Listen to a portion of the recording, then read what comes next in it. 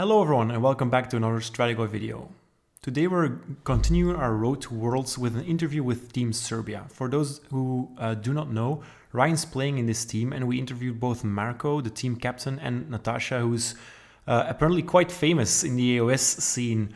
I had a blast listening to these guys. There's a lot of things to unpack here. We talk about lists, we talk about the road to Worlds, the practice games that they did, what the experience is like, and mainly about what their team consists of, what kind of players they have, what armies they're bringing. Honestly, it is really worth a listen. We didn't do any editing on the interview itself. We kept it quite clean. At first, we kind of envisioned doing some slides on top of it, but as it is quite good actually. And we decided to just get it out as quickly to you guys as possible. And I really enjoyed doing the interview with these guys. They are amazing people. It is such a great listen. Great for when you're painting or assembling your model. So keep it on the background. And yay, Team Serbia. Let's dive right in. Hello everyone and welcome back to another Strategoi video. We've got something real special for you guys today. All smiles here. First off, it's not a table talk. It looks like a table talk. Where Jonas and I had our first two kids, and they've grown up really fast. we've got Marko, who's my son up here, and then we've got Natasha who is, I think she's got more in common with Jonas maybe, but it's like the Brady Bunch. We're splitting the screen here. Yep. No, this is not a table talk, and they're not our children. But I feel like I'm part of the Serbian family now, and that's what you've probably already read the title of the video at this point. But this is our official introduction to one of the teams of the upcoming AoS Worlds. So we've got our team captain here, Marko. Hi, everybody. How are you doing today? Everything good? Everything is fine. I'm very excited for this video. I feel like I'm very blessed to have this luxury of utilizing my position as a captain to shoehorn you into creating this video for our propaganda style videos on YouTube. And I'm very grateful that you guys have agreed to do this. Well, you didn't shoehorn me in. It was actually my idea to try to put this together. So, but I'll take it. I'll take it. As a captain, I'm just taking the credits. Right. And Natasha, arguably the face of the team. No offense to Marko, but Natasha with her kind of minor celebrity Warhammer status thing going on, and we're boosting your signal here. So the more stream content you get here, I think the louder that minor celebrityness will grow to the celebrity itself. How are you doing today, Natasha? I'm excellent, thank you. I'm very happy being here. Yeah, honestly, I would have the whole team on if it made sense, but then it would be a true Brady Bunch of all the photos together. Jonas, obviously, it's the two of us. Even though I'm on the team, I'm going to function more as kind of the interviewer of the stream. And Jonas, how are you? Are you everything going all right? Excited to jump? Did you see any of the coverage of the team captain interviews that Honest Wargamer Rob did? No, I haven't seen anything this week because I've been so super busy. So this is actually a time for me to sit down and unwind a little bit. I have a major headache, but Natasha's warned me she's very calm and quiet. So I fully expect. I fully expect. The same Natasha. Yeah, this is going to be such a relaxing experience. I'm 100% sure about it. I'm here mostly as a supporter of Team Serbia. I want to ask you guys some questions when they pop up. But as you mentioned, Ryan, you're going to take the lead on this one. And I'm very happy to listen along and have a chat with you guys. Yeah, I'm super excited. So before we get too far in here, I want to say shout out to Honest Wargamer Rob, who when you guys did your interview, actually, he didn't realize, as you saw in the video, he didn't realize, or maybe you didn't realize, Marko, that he knew me. We actually met, and we had a bite to eat at one point. So he actually knew which team I was on, which was kind of nice to hear, Team Turbo. We want to link down his video here and down in the comments so that you guys can go check out part A, if you will, of coverage of Team Serbia, where Marko, as team captain, was featured and got to get a bunch of content out there. So we're going to try not to duplicate that stuff here. But just a short recap of why I'm even here and why I'm a part of the Team Serbia journey is that Marko, Natasha, Boris, and Alexander were playing as a 4-person team at the AOTC Dutch Team Championships or Team Tournament back in September. I was on another team. And during the second round, we ended up getting matched up. It was Marko and myself. Marko beat me fair and square with his Gargan's List. But it was kind of a crazy game. One of my friends had a medical emergency that happened at the time. And Marko was not only super supportive, but also super lovely. We bonded over that game. And then over the course of the next 24 or so hours, I'd had a bite to eat with him that evening. We'd hung out whenever, we bumped into each other in the halls, the team and myself. And before I knew it, I was on Team Serbia. So Natasha at that tournament also kind of started, from what I'm aware, her international fame as the very first game that she and the team played was Honest Wargamer Rob had a 4-table camera setup with overhead cameras of the tables so that it could be streamed, and then he was doing commentary with Owen Jackson, I believe. It turns out that the very first game, welcome to Amsterdam, welcome to international tournament play, Natasha gets put on a headset with the rest of the team on camera against my buddy Rick Mormon. And she created a buzz, and then no one forgot her name or what she looks like for the rest of the tournament. And everyone's like, evidently there was a whole bunch of buzz on the interwebs, people talking about this crazy lady from Serbia who's cussing all over the place and whatever. Natasha, tell us a little bit more about that first experience. Oh my God. So, the way I behaved is super normal for me, I must say. So it wasn't that it was a one-time occurrence. It's just that I got so excited. It was the first game. I never saw a venue that big. I never saw terrain pieces that awesome. It was my dream to actually meet the Honest Wargamer because I listened to him every day. And we're a small community. You saw. Our club is beautiful, but it's small. And there is only like 20 or 30 of us, and I saw so many people. It was amazing. I got all hyped up, and they always make fun of me that I'm the queen of dice because I charge an 11. I don't even think about it. I know I'm gonna get it. So I charge an 11, and I rally. One snake of 15 is alive. I know I'm rallying the whole unit. I don't even think about it. Anymore, you're not. No, not anymore. I'm not. Daughters of Cain is to the fucking ground. But yeah, that's something else. There is a couple of things. So first, this was the first game, so I was very hyped. Even more importantly than that, and I tried explaining this to him, my opponent, because I was feeling so bad for being so happy that I smashed him. My brother plays Seraphon. And I think actually that Boris and Atsa from our team are the best players in Serbia. They alternate who's the first in a couple of tournaments already, and I never won against Boris. Never, ever. He is smashing me for like 2 years now. And the list that your friend played is exactly Boris's list. So I trained against that. I know that list, and I know exactly what to play, and everything went my way, and I was so happy. Yeah. And then it just came out, and it's even better because Rob, thank you, Rob, if you're watching this. Rob told me, "Oh, don't pay attention to the audio. No one ever plays that. It's not really important. We're just, listening to the table, looking at the table." Yeah. So there was a lot of swearing going around. There was a little help paper going under the video. It was amazing. Yeah, it was instant fame, and everyone is calling me the aggressive Serbian lady. Yeah. So today I made the new Twitter account. I wonder why. Yeah, and underneath, I say I'm totally not the aggressive Serbian lady. Yeah, nice.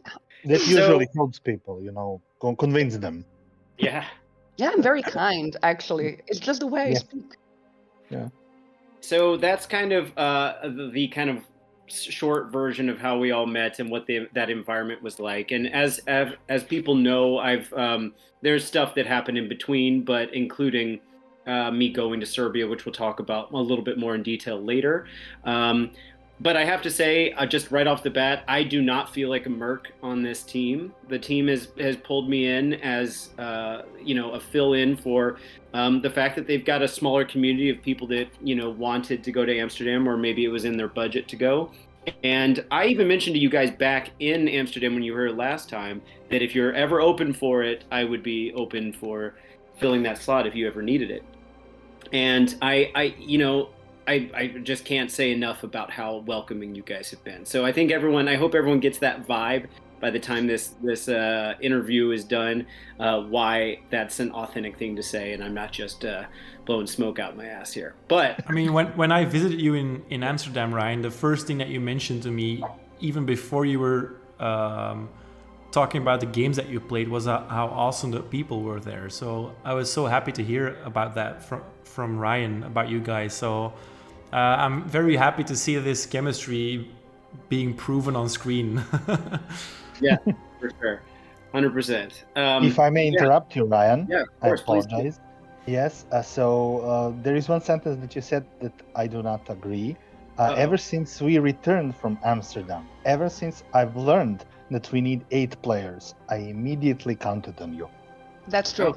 You are not. Actually, yeah. Yes, we spoke even in Amsterdam because we were sleeping in the lobby of hotel after getting out of our rooms and waiting for a flight. And in the sub state we were discussing about of course the Worlds, because at the Alliance Open we learned about the 8-player requirements, and so we were thinking out loud, who are we going to invite? And everybody said. When I said Ryan is going to be 5th, everybody agreed immediately. Like there was no discussion. Just like, yeah, of course, who is 6th? So yeah, this is true. Yeah, I don't want you to think like you are some sort of a mercenary or an afterthought. I stand by what I said, that you are a cherished and valuable member of the team, and I think they speak on behalf of all of us that we are very happy and proud to have you with us. Oh, thanks, guys. I love you guys. Thank you. So, all right, Marko, while you're waxing philosophic, why don't we move on to our next section here, where we're talking about kind of the general Team Serbia philosophy. I know that that you're going to inevitably say something about friendship first, and so maybe let us know what your priorities were in making the team. And feel free to tell us whatever you feel like adds to what you've already said on Honest Wargamer Rob's coverage of the team stuff. So there were several factors that pulled into creation of this team. Obviously, we already had the half of the team ready and set up by virtue of us 4 already being in Amsterdam. We found the 5th player there, so it was a question of finding the remaining 3. Now, as Natasha knows, we did a lot of trial and error of talking with people. She kind of narrowed it down to 3 groups. First, priority to enter the team have people who are our friends and who are willing to spend enough money. I mean, it's not a cheap endeavor for us in Serbia. That's second thing. And third, that are willing to sacrifice their time to practice, because we do not want to come here and be the last. There's nothing wrong with being the last, but I really want us to, as a group of friends, there you go, I mentioned it, as a group of friends, to test our limits against the best people in this hobby in the world. We have people in this tournament that are almost officially best players in the world with some armies. So this is a true test for our skills, and I only wanted people who are willing to embrace the same mindset for this, the same methodology in training. So for our first set of criteria were friends who have the meanings and who want to train. second group who are people who have the meanings and who want to train. They don't need to be necessarily our friends, but they need to have a potential for friendship. Like this was very important. Potential for skill was less important than potential for friendship in the choosing and picking of the team. So we did some trial and error with some people. We played a few testing games who were not. We were a little bit sneaky with this. We would be playing games with people without telling them that we consider them for the team.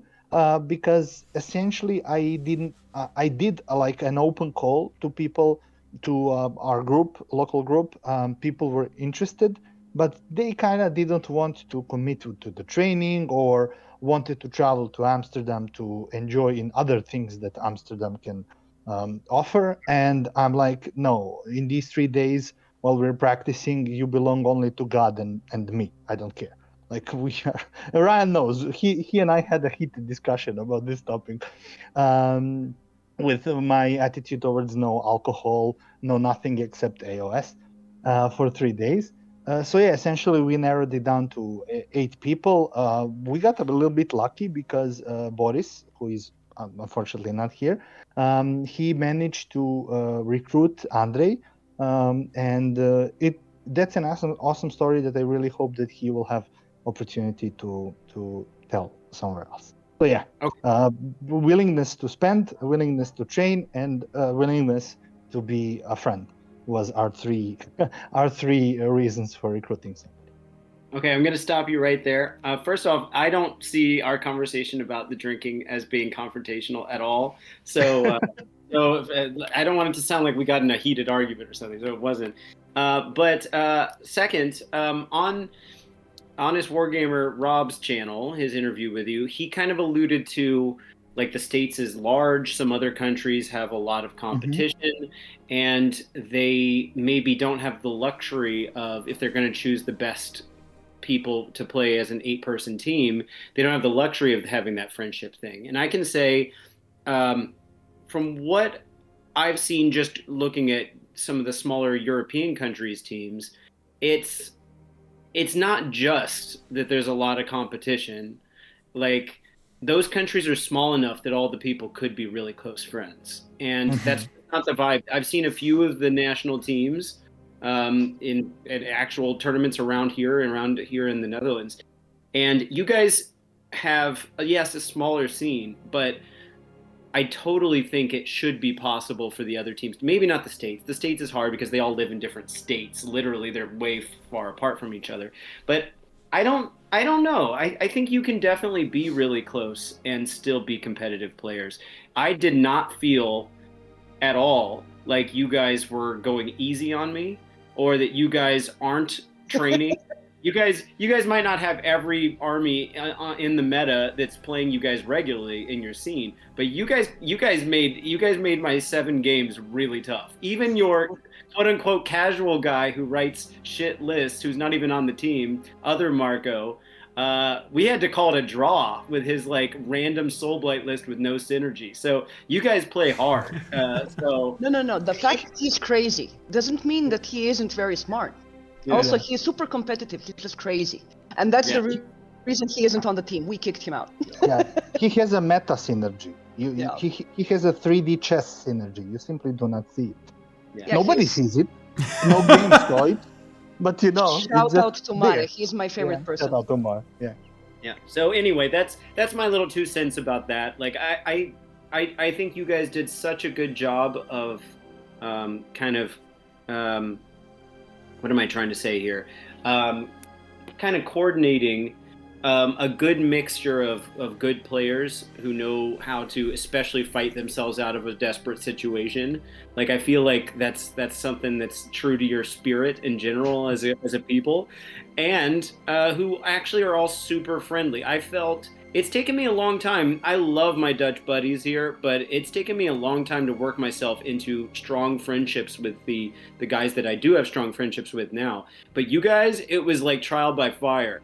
Like, I already felt close to you guys when I first met you in September, but after like day 2, I was like, you know, we're all basically like cuddle buddies at that point. So even the way, Marco, you greeted me at the airport was, you know, you could feel the love. It was nice to see you, buddy. So and that was after a stressful day of flying too. But we'll get back to that stuff. Is there anything else you want to add, Natasha or Marco, to the like philosophy and background of the team? Or Jonas, any questions you got? I'd love to. So what Marco said, the part about friendship is extremely important to us, really it is, but I think we covered this a lot. I don't want anyone, especially from home, feeling that we didn't accept someone because he wasn't our friend.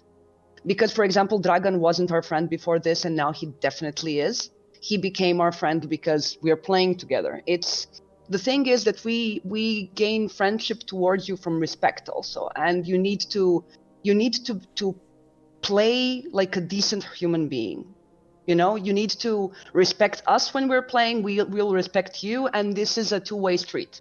And the competing is very tasking for all of us, because some people in our team have families. A lot of us are actually poor, and it's not easy. You know, we're playing. For example, I'm playing like 5 games a week. It's not, and I have a full-time job. It's not easy. So we expect that when you come to our team, that you give the same devotion we do. That's important. You need to love it the way we love it, and you need to respect our time the same way we respect yours. You know, so we need to be for sure that you're going and that you're the best you can be. We don't care. We don't care. I think I'm gonna go like 0-6. I don't care. I gave my absolute maximum. When I look into the mirror, I know there wasn't better. I can't do better.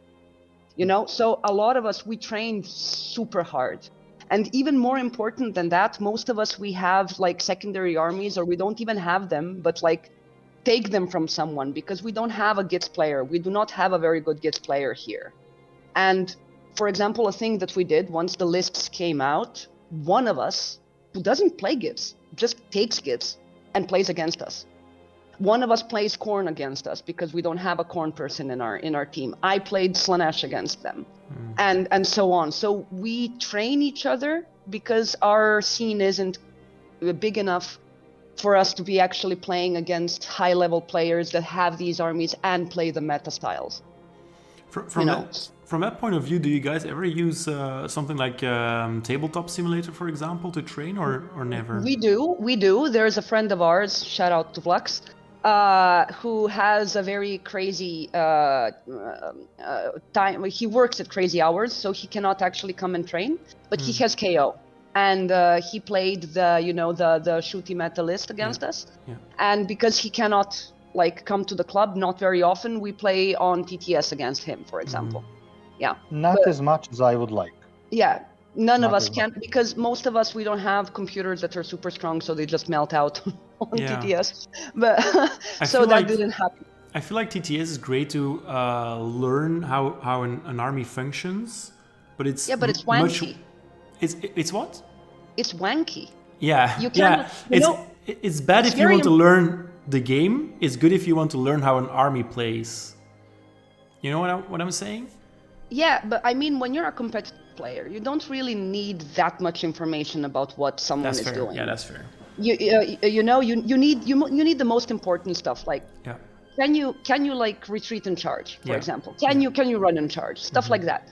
But you know, the really like small detailed shit, like how do you pile in, who do you grab in, who has the first activation and stuff, you cannot do that on TTS. And this is how you win, I think. The movement phase of the game is the winning part of the game, and you do not have it on TTS. Yeah. You can practice deployment though. It's excellent. No. And also on TTS, you kind of lose the most of the friendship part of actually playing. Oh yeah, for sure. Yeah. I'm definitely not advocating for TTS here. I was just wondering, with you talking about being on a budget or not having all the armies there, and maybe is TTS a savior in that kind of regard, where you could play other people from different parts of the world? not as much as it could be. But Yeah. this is something that I plan to hopefully convince our team members for the next Worlds to utilize more. Yeah. Yeah. This is one of those reasons why England has won 3 Worlds like in a row or recently, is they literally have the biggest scene. And it's not hard to play competitive level tournaments all the time, to go to your local shop and even play against competitive players. There's everyone. You're not going to have a hard time finding someone who plays a specific army. Mm-hmm. Let me ask you a question. Try. How many competitions do you think there were in Serbia this year? Not this year, like in the last 12 months. Try. Jonas, you want to guess? I have a little bit of an idea. Let's say 6. Not even close. I think 2. there were 3. Yeah. 3, yes. 3, yeah. In the whole 12 months. Yeah. So, the way we play, for example, we go on weekends and we play like 6 of us or 8 of us, and we do like something like this both days. That's not fun. We do mini leagues Mm-hmm. because we play 4 games a weekend. And for example, when Ryan came to Serbia, he played all 7. That was definitely a fucking league, right? Yeah. That was intense. That's tournament level intense, especially because after that he went drinking with us. So yeah. What I mean, the tournament level of Serbia is non-existent Mm-hmm. Yeah. at the moment. Mm-hmm. In comparison to other top-tier pretender countries. Yeah, but It's when we good were for talking what about we- England, because England has a competition every weekend. I saw. Yes. Yeah. Yes. So what we are doing better. No, we're doing excellently. It's much better. Like, I think that there is at least 2 times more people playing AoS now than last summer. Yeah. Yeah. Yeah. And a lot of people are coming in. A lot of people are buying armies. A lot of people are actually asking us, even though we are the competitive players, for, could we play a game? Can we help them? What should they buy and stuff? It's excellent. cool. The community is growing. It's brilliant, and our club is beautiful. And shout out to Smite. And it's beautiful, but it's super small for now. We are in the bud. Yeah, I enjoyed your club. It's interesting how so many different countries, like how different countries' metas end up interacting with this game. Like the Netherlands, I would say we are not a club country. We have clubs, but they're kind of sporadic. And they're more like you rent like Denksportcentrum, which is basically like a place where you play chess and other things. Here in Belgium probably has Denksportcentra also, but of some sort. But a lot of times we rent these out, and it's a nice place to be, but it's not it's not. It doesn't have that warm vibe that your club has, where even though it's a small place. There's tons of terrain. There's a painting station. There was a way to buy models and paint and stuff. The guys that are there are super lovely, especially to some random dude who just walked in, like he doesn't know from Adam, as we say.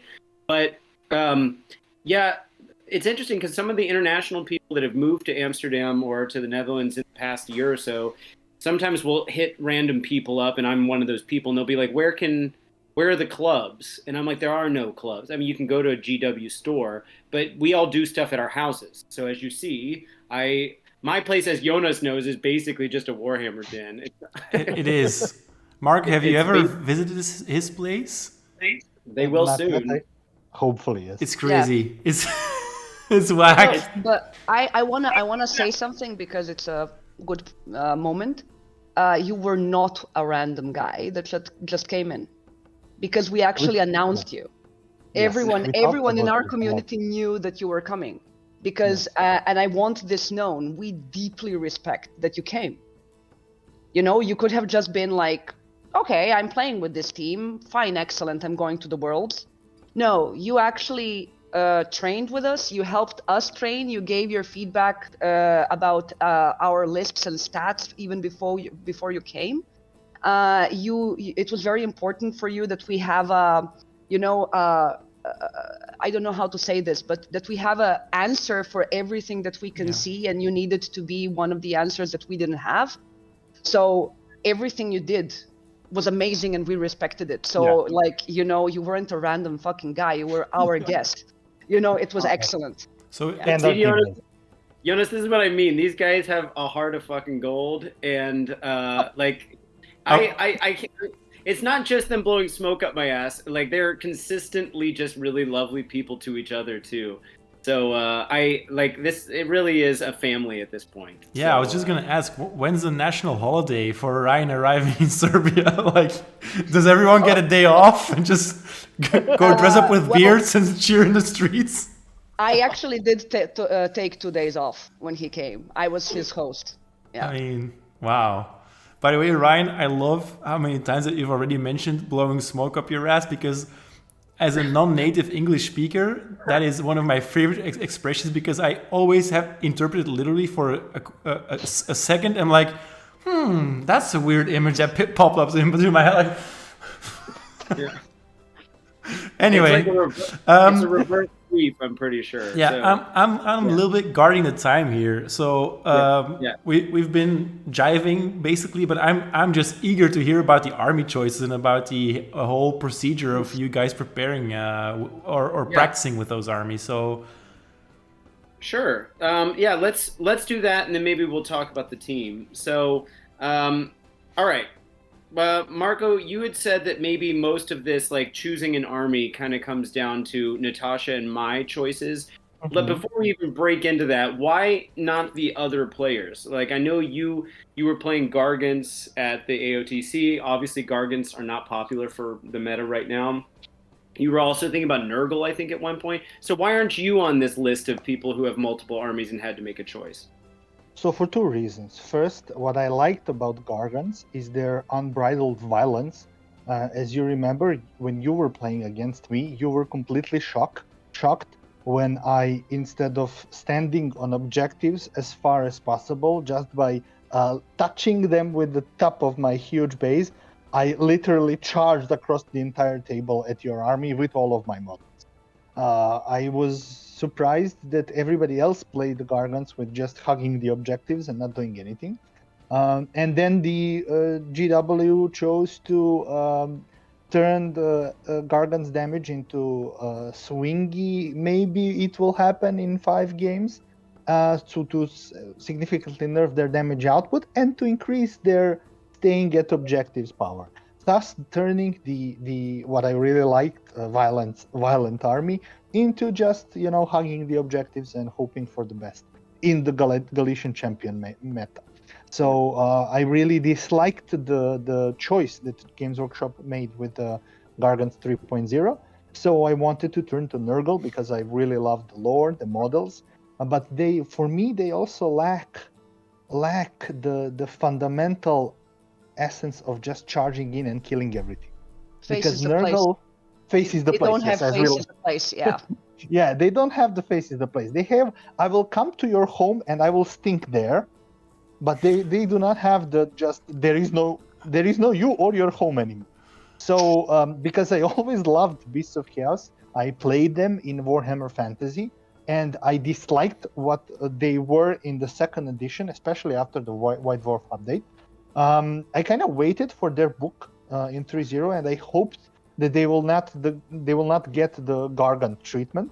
And I really love what Games Workshop did with Beasts of Chaos, so I immediately bought like 3 Vanguard boxes and, you know, just jumped in on the Beasts of Chaos because they do have like the unsolicited violence galore with several different models. So yeah. Essentially, I think the same can be said for everybody else except you two. People just pick their army according to their play style, and they usually don't have any debate. So that's why I didn't want to include anybody else, because they pretty much knew exactly what army are they going to play. Right. Okay.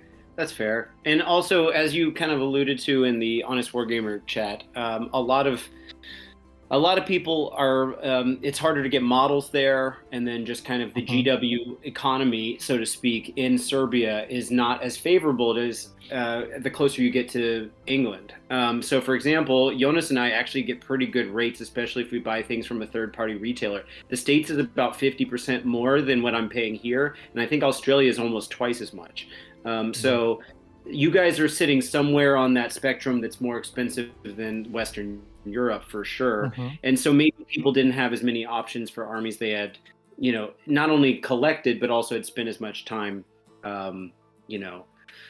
practicing with. The funny thing is, not to skip Natasha here, but the funny thing is, even though we're on a Lumineth channel as we speak, or at least originally Lumineth channel, I had literally never played Lumineth, even though I'd known the rules for quite some time, until you guys and the Osnabrück team asked for me to consider it. And as again, alluding to my time in Serbia, I was doing everything in my power to prove that KO was the right choice.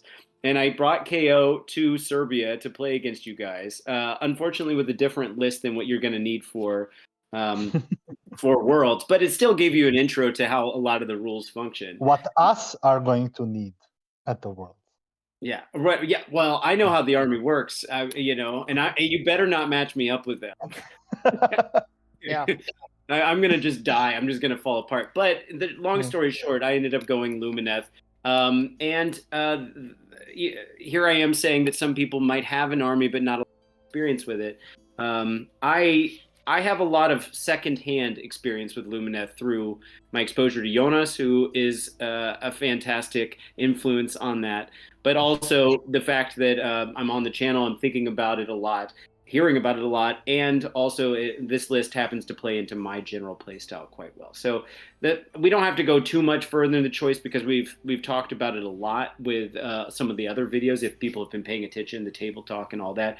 But essentially, I'm playing the Helon build.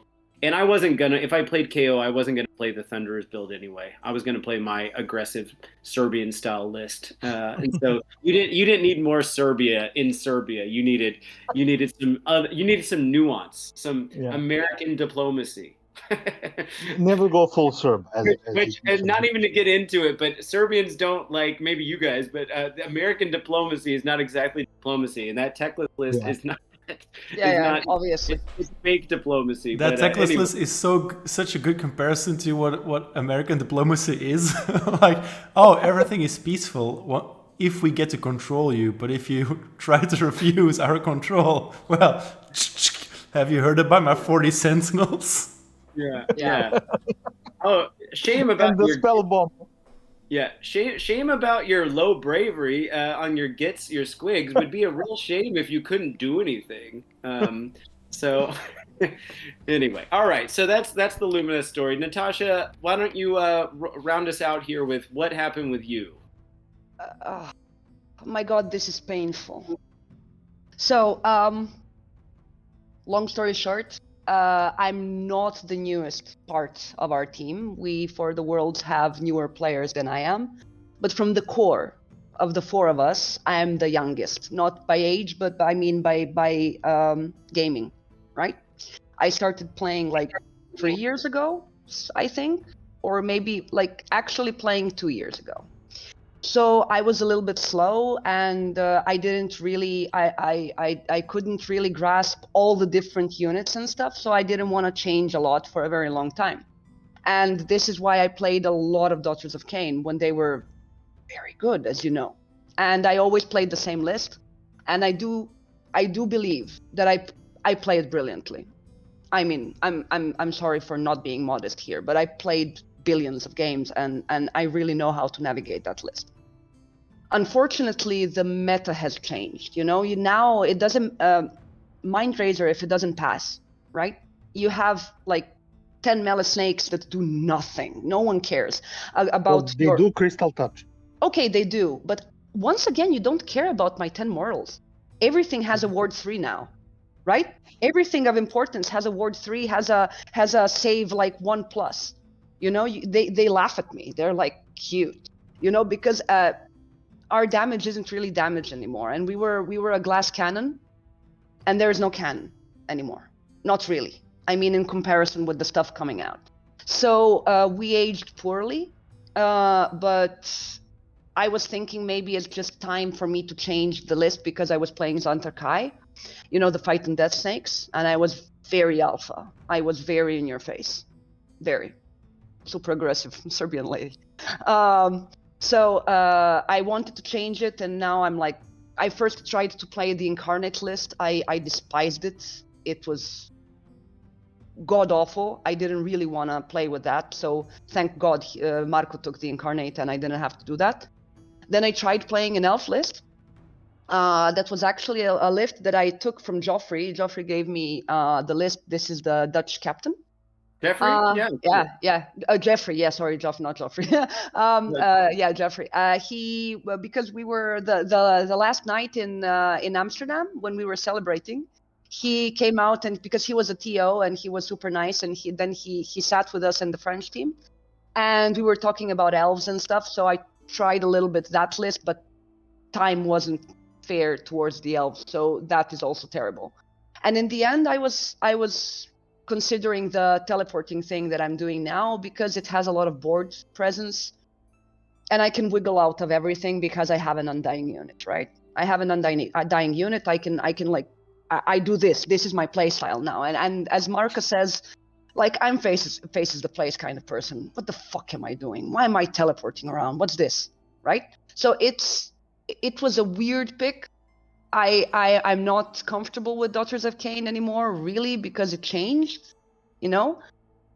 But then Slanesh came out, and Slanesh is my absolute love. I adore Slanesh. I have everything, every unit, everything, and I played a lot of it even when it was bottom as shit, right? I always played a lot of it, but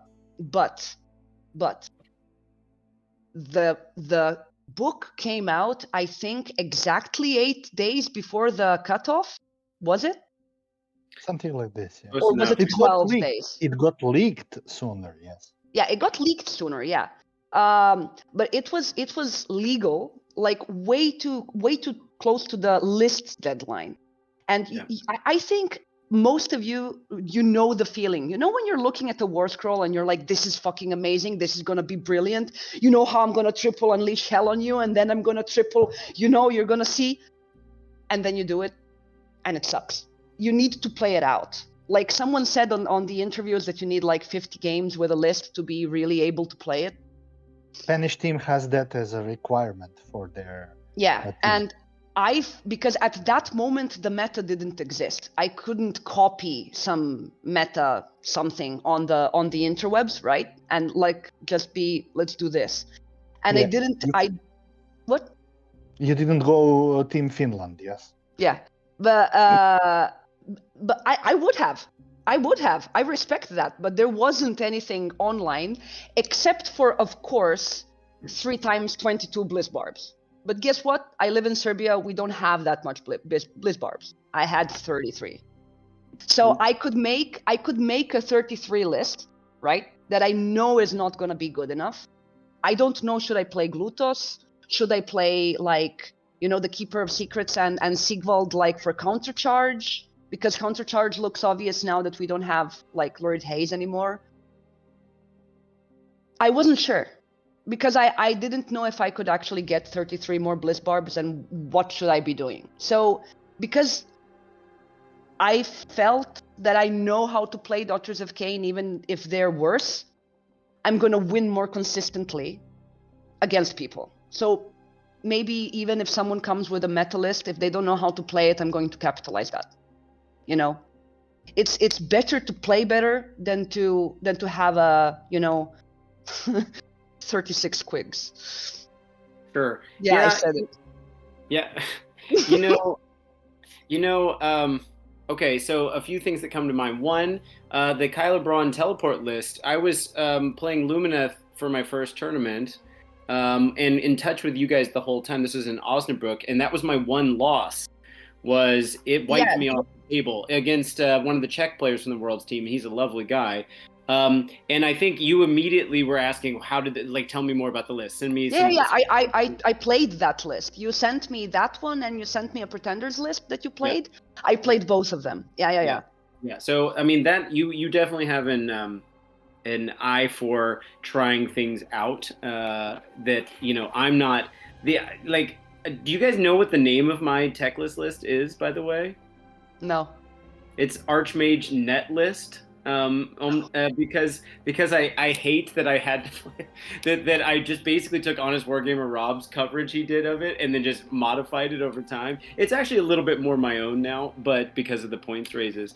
But that idea of playing someone else's list is not my thing. And Natasha, to your point about training with one army a lot, you really are that type of player. I know that you kind of force everyone to keep playing against that same list in your meta, so you can train with it for like a whole month. You'll be only playing one list. Nick, our buddy from the channel, is also very much that way. I'm just not, and it just so happens that the Lumineth thing works for me all right, but without right out of the box. But that could be because the army's really powerful, which goes back to your point that if it does come down to, I really hope you don't end up regretting the choice to go with daughters for the experience over. I already regret it. I already do. I saw the lists on the Worlds, and I'm just like, why am I going there? This will change her first win. Okay, I know Natasha. She will rant, and then she will defeat 3 people in a row, and then she'll be and like. And then I'm gonna scream in the lobby, and yeah. We all know how it goes. Yeah, this is the usual dance. Yeah. Well, shout out to Jeffrey that you mentioned. We'll have him on a call like this in a week or so. Yes. But Jeffrey did exactly the opposite of what you did. He was playing some kind of version of Daughters of Cain list and then switched to Slanesh. So, Jonas, we'll have to make a point to ask him about that in contrast to this one, to see 2 Worlds players, serious Worlds players, and his line of thinking for that. I spoke with him enough. And this isn't blowing smoke up anyone's ass. I'm very sure that he is a much better player than I am. Oh, come on. No. I'm not a modest person. You met me, okay? So competitive level, high competitive level play, I have some fortes, and this isn't one of them. I need to train a lot with the thing to be able to really capitalize on it. I know this about myself. Some other things I'm very good at, as you saw, but we will not talk about that because people shouldn't know what my forte is. Yeah, we will be avoiding that kind of thing. Speaking of, as Jonas, his facial expression says everything, that smoke up my ass is our official slogan of this. Blowing smoke up my ass is the official slogan for this chat. There's another slogan I wanted to ask you guys about because I don't know what the fuck you're talking about. Is face is the place? What is this? Don't you play? It's Warcraft. Yeah, you play card games and stuff, right? I don't know what. Yeah, I play Magic and this, and that's what I play. And then I guess Marvel Snap, but I don't know what face is the place means. What is that? Marco, do the honors. No, Natasha, it's you who brought that legend collective.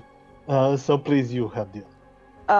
Yeah. So I think it's best I don't explain it. You need to Google it and see him. Wow. Okay. That's the Serbian team. Yeah. Okay. Yeah. Cool. All right. Well, okay. So let's move on to talking about the team itself. We'll cut away for some video or some slides here. But Marko and Natasha, feel free to jump in as you like. I thought maybe we'd start with the newer additions to the team, since go in kind of reverse order from what we did, what you did on the Honest Wargamer stream. Let's talk about who was the most recent addition to the team. That would be married couple, Andre and Mia. Mia is our assistant to the team. Yeah. She's playing Sylvanet in the singles part. I already said on the Honest Wargamer, not to repeat myself, but she's very awesome human being, and they are a lovely couple. They're one of the rare people which you see, you are like, yeah, these guys are perfect for each other. So they are playing Warhammer with us. Andre is in our team. He's a musician, like you, Ryan. And he also enjoys, he really hates horoscope, just like a true Sagittarius. So yeah, he's extremely he's very opinionated person, but he usually does not discuss things that he doesn't know anything about.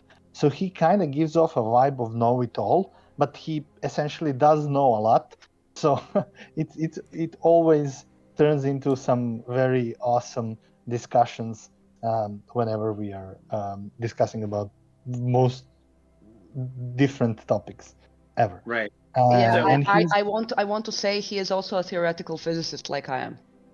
Yeah. You know, maybe this is a good way to tie in a little bit of my Serbian experience along the way. And just I'll mention my thoughts on people as we go.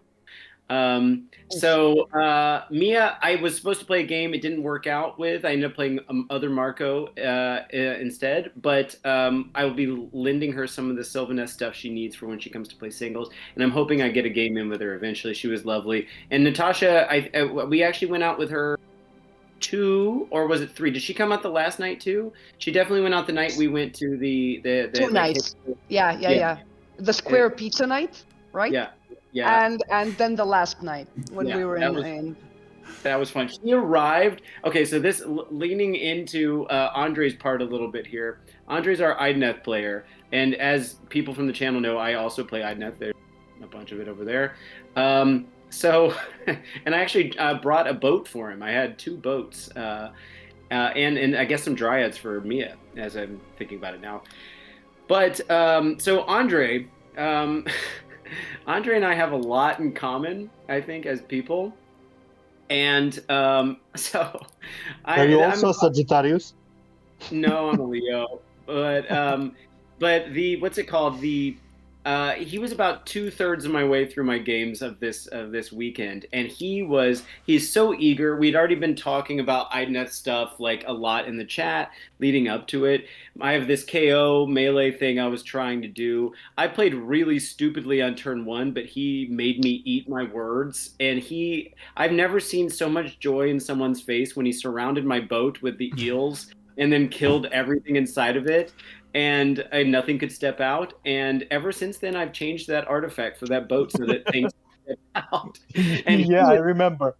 He was relentless with all of the puns and random jokes to like stab it in me a little bit more. Like he was talking about how he wants his next boat to have like pieces of KO boat that it's made out of that he's going to paint in my color scheme, which is like a bumblebee color scheme, and like as sort of like an honorary wreckage of the damage that was caused that day.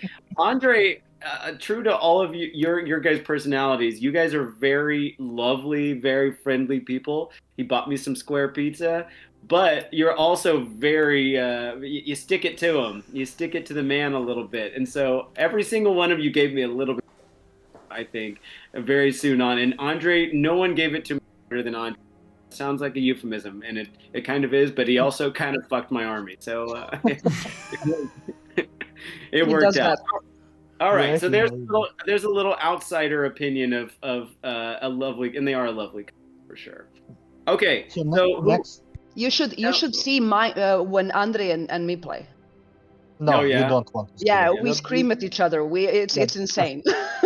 Right. No, I hope that they will not meet at singles. Like we will be, just returned back, not to Serbia.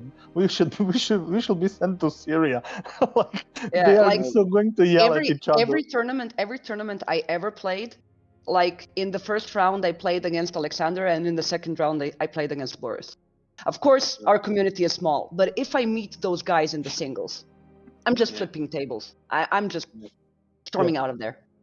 Yeah. So to continue with the presentation, our next latest addition to the team are Zeka and Urian. So Zeka, or his name is Dragan, but translation is bunny because he carries a bunny paw on his belt when he's running uphill without anybody chasing him in his free time. So yeah, he's like we saved him from the 40k, and he's a very passionate player. He's a little bit stubborn because he really likes what he really likes, which is something that I condone, and I think that people should play what they like. But also he really is, I think, and this is a high praise, of all of our team, he's the most artistic person. and you can really see that in the way he plays. Sometimes he turns more into I think that he strives to turn his play into an art more than into a victory, and this is something that I've been working with him on to just. It's a little bit of Damocles sword, because I respect deeply the way he plays the game, but I don't want for him to get 0-6 and then to just stop playing and, I don't know, get disheartened or whatnot. So yeah, I think that we did a good job there, and he turned out to be an excellent addition to our team, and I'm very happy for that. Of course, I talked about Ryan, and he talked about his, and he will talk more about all of this. So Ryan, do you care to share what's your impression of Zeka? Yeah, and we don't need to talk about me. The channel knows me pretty well, and I think they're getting an idea from this stream. Yeah, Dragon is he's playing Stormcast for the tournament. This guy. So speaking of the drinking thing, if there was one person that was helping me prove to you guys of what my alcohol tolerance during games is like, it was definitely Zeka. Who was he was giving me not only what is the grandpa's old medicine called in Serbia? Rakia. It's called Rakia. Rakia. It's our national drink.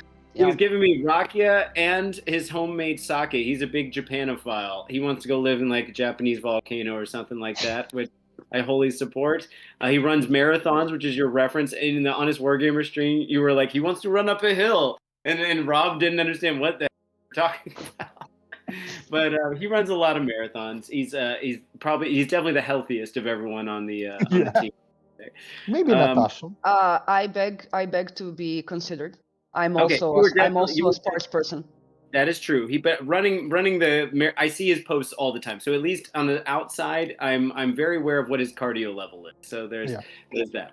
But anyway, he's a lovely guy. He's super sweet, and I know you guys mentioned that he can be stubborn about things. But I will say, as an outsider coming in, he was very respectful about my opinion about Stormcast stuff. So he considered some of my ideas, which. Very sweet of him, and as did all of you guys. Boris and I had a long. We'll talk about Boris maybe next, but Boris and I had a long sit down about possible options for Gits countering, which he was very open to for the about 7 days that he was open. Until he played one game against them. Yeah. He played 3. He played 3 games. Yeah. Speaking of which, Natasha, do you want to grab him, put it on camera real quick? We can talk about Nemanja in the meantime. Maybe he's in Dota.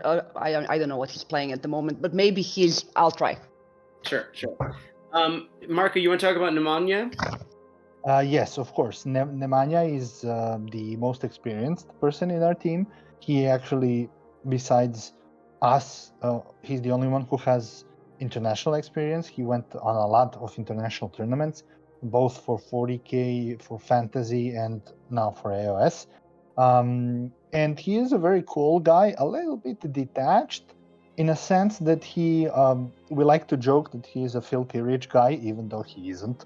But he just has that demeanor, he doesn't have the "I'm better than you" demeanor, but sometimes you can make fun of him in that way, and sometimes he gets triggered. So it's very important. But that aside, he is the most professional in a sense of playing the game. What I really love about playing against him is, for example, whenever he rolls something, he first picks the failed dice to roll them, for example, to wound. If he rolls 10 dice to hit, and for example 7 have missed and 3 have succeeded, he's going to pick 3 out of those 7 that failed to roll them to hit. And hi, Boris, can you hear us? I can. Can you guys hear me? Yeah, there he is. Honest Wargamer's bromance. I mean, I try to keep it hidden, to keep it on the down low, but the guy is very open about it, so he's more confident than I am. I mean, it's 2023. Boris, I thought it was you and me, buddy. I thought after that 45-minute conversation about Bellacore, we were going somewhere, but nobody goes anywhere with 45 conversation about Bellacore. No, you have to understand, I'm the sort of person that has many friends, And when I say friends, Yeah, right. He means exactly. Bowman's. no, Let's finish out on Nemanja real quick, and then we'll jump back to Boris here. Nemanja is of the people I played, and you guys are all super competitive. I felt like, yeah, I could see exactly what you were talking about with the kind of tournament experience, and I was spending a good bit of my time there trying to talk to the people that were newer additions to your team about like tournament protocol and what you can expect from hyper competitive people. And Nemanja was definitely one of the kind of people who backing me up on a lot of those things. He was like, "Yeah, Ryan, yeah, like that's what I saw in my experience too a lot." But he's also way calmer than you guys. If I had to pick one thing that makes him way different than you guys, is he's very he's still aggressively Serbian in his ultimate results, but he's not. And when you play him, like his actual demeanor during play is very, very kind of, oh, I'm going to destroy you, but you don't know he's got that glint in his eye. He's very friendly the whole time. So I really enjoyed playing with him, and even though he definitely won, it was a nice fair game. And unfortunately, he's the last one arriving in Amsterdam, so I won't get a practice game in with him beforehand, and he's not playing singles. But you know, he was lovely. So shout out to Nemanja. So Boris, I'll go ahead and just say my little 2 cents about Boris here. I met Boris for the first time in Amsterdam, and I've got 2 comparisons. He's either the Andrew WK of the team, if anyone knows who Andrew WK is. But we've decided that Boris, especially with his Seraphon connection, is now Florida man. And Boris was born in the United States, so he gets to claim this a little bit more than some of the other teammates. But Boris is our random guy who he's the one showing up in all the news reports. For good reason. Good reason. Just before people start Googling Boris Florida man, just for good reason. Yeah. He's the kind of guy that would throw an alligator through a drive-through window to stick up a restaurant. Yes, for example. I mean, after seeing the new Krop Sigor War scroll, I just might. Yeah. So, Marko, give us a lowdown on Boris. What would you say was the obvious reason that Boris is on the team, in addition to being a great player and a good friend? Well, you pretty much nailed it. No, but just friendship and excellent playing skills aside, and that is a really huge thing to put aside. Boris gives out the unique energy and communication skill set that is sorely needed in this team. He oftentimes works as a person who is just helping us calm down and see the on the other side of communication, because sometimes when things get heated, we tend not to listen to the other side, especially myself.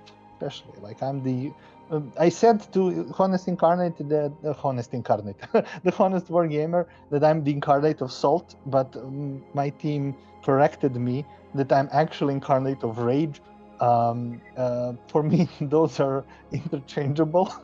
But yeah, so he's often there to help us bridge, create that golden bridge for us to understand the other side, and this is something that I'm very grateful for. Yeah. Like if he ever wants to stop playing, he would be an excellent coach. 100%. I also feel that Boris is he's definitely, you can see very clearly. Unfortunately, I didn't get to see Alexander, so I'm exempting him from this because I didn't get to hang out with him And he plays Cinch, so we don't need to mention. Well, I play Cinch too, but yeah. But Boris is. You can see that Boris is clearly one of the core group members in terms of how much he thinks about everything, how much Marko, we get to see this of you as team captain, of you trying to synchronize everything and all the spreadsheets and stuff that we've got going. But Boris and I have had some discussions, some lengthy discussions about very in-depth tactical things, and Boris is clearly a guy who knows what he's talking about and knows his way around the game, and he's intimidating because he might throw an alligator in the middle of your game. So Krop Sigor. you never sure.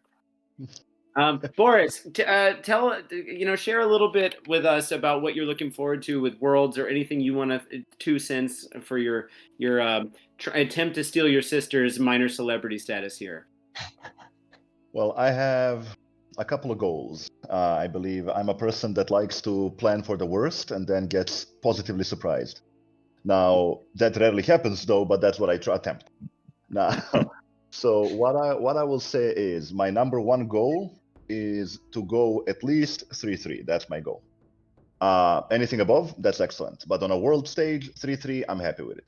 Number 2 goal, get nominated for Best Painted. Number 3 goal, don't miscast first spell of the first turn in more than 2 games. Because it will happen in 2, but let it not happen in more than 2. Number 4 goal is make friends. Like, that's how we met Ryan. So that's it might sound like a low number 4, but given that, what the other 3 are, the message gets across. So, yeah. Jonas, do you have a question for Boris? Since I see the glint in your eye right. I was just gonna say I love that list. I've been quiet for a while because I feel like I'm almost the embodiment of the audience listening to this, because I feel like the odd one out, because you guys got this chemistry going on, this history already, and I'm just listening in. But that list is amazing. Like, that is almost exactly the list that I would go for if I were to attend. I 100% agree with you, Boris, that going 50-50 on wins and losses is something that you can be very proud of if that happens. And anything above that is just amazing. Yeah, that's true. I'm trying to be reasonable. So 3-3, I would legitimately be happy and I would sleep soundly. Yeah. 4-2, we are reaching party territory, and 4-1, I know that I'm under some influence, because if that starts happening, that we are outside of the realm of reality. Yeah, we'll see. Okay. Well, and I happened to be looking around for a knowledgeable Seraphon player, because I really want to do a Seraphon review very soon. So, I mean, do I qualify as knowledgeable? So I played Seraphon primarily, since the start of Age of Sigmar, but I mean, I'm just a frog enjoyer, I just like my frogs. That's fine. If we can keep the Croxigord throwing to a minimum during the stream, I'm sure we can work something out. Okay. Yeah, that's true. Yeah. Okay. Thanks for coming to hang out with us for a little bit. Oh, sorry. Go ahead, Marco. Sorry, Honest Wargamer is going to be so envious. But the Boris wasn't on the stream. With him, but he will be with you guys. Yeah. Well, thanks. Yeah, thanks, awesome. Boris. It's good to see you, buddy. Yeah, I'm going to step away, bring Natasha back. So thank you for having me. Good luck at Worlds, Boris. I mean, it's no luck. You just roll 6s, right? You decide, and it happens. Enjoy your skill and enjoy the 2 miscasts. Oof. Oof. You invoked it. We will talk after the tournament. Yes. Okay. That's great. Yeah. And so the last member besides Natasha and myself is Alexander. He, I believe, is one of our best players, if not the best player. He's also the youngest one. He's extremely intelligent, very capable, extremely passionate. He's excellent painter. He does an excellent job with his painting. And but he plays Cinch, the army that needs no finesse to play. Like for half of the game, you don't even need to roll a dice. Like in a dice rolling game, you don't need to roll a dice. So essentially, we make fun of him because You're of that. Just jelly. You're just jelly. No, of course I am. He has the luxury of not rolling a dice in a dice rolling game. So, I am enjoying Ryan's facial expressions so much when you're talking about Zinch like that, Marco. Thank you for this. I'm going to sleep well just having experienced this moment now. Oh, look, you have a grand strategy. Just don't do anything in your game and you won the grand strategy. Wow, what a game design. Hey, to be fair, for the 5 tournaments I've played Zinch, I never got to use grand strategies, or I didn't have the 3rd edition book. So in the game that we played, that we didn't have yet. So yeah, whatever helps you sleep better. But he is playing playing Zinch. As I'm going in playing another broken army. Yeah, so an army that gets even more hate than Zinj. Maybe not even just justifiable hate, but hey, it still does. But they still need, of course, the tech list aside, they still need to roll a dice. So yeah, you see the pattern of Games Workshop here. No, So, he doesn't. He has four casts on 10. He just says I cast. yeah, so yeah. Aside from So, Techless, yeah. Aside from Techless, the remaining of the army actually needs to roll some die. So yeah, but yeah, he's an excellent addition to our group, and I really am happy to have him here. You unfortunately haven't had the opportunity to meet him because he got sick with the Serbian virus, and then I got sick as well. So yeah, it was unfortunate. well, but I did hang out with you guys in Amsterdam, and then of course Asa and I were in touch with complicated math hammering. So not we've about had things, I presume, right? it was about magic casting for Zinch, yes, and because he's playing Guild of Summoners, he wanted to know what the likelihood is he gets a bird out on turn 1. So we did the math on it. It was very hard math, right?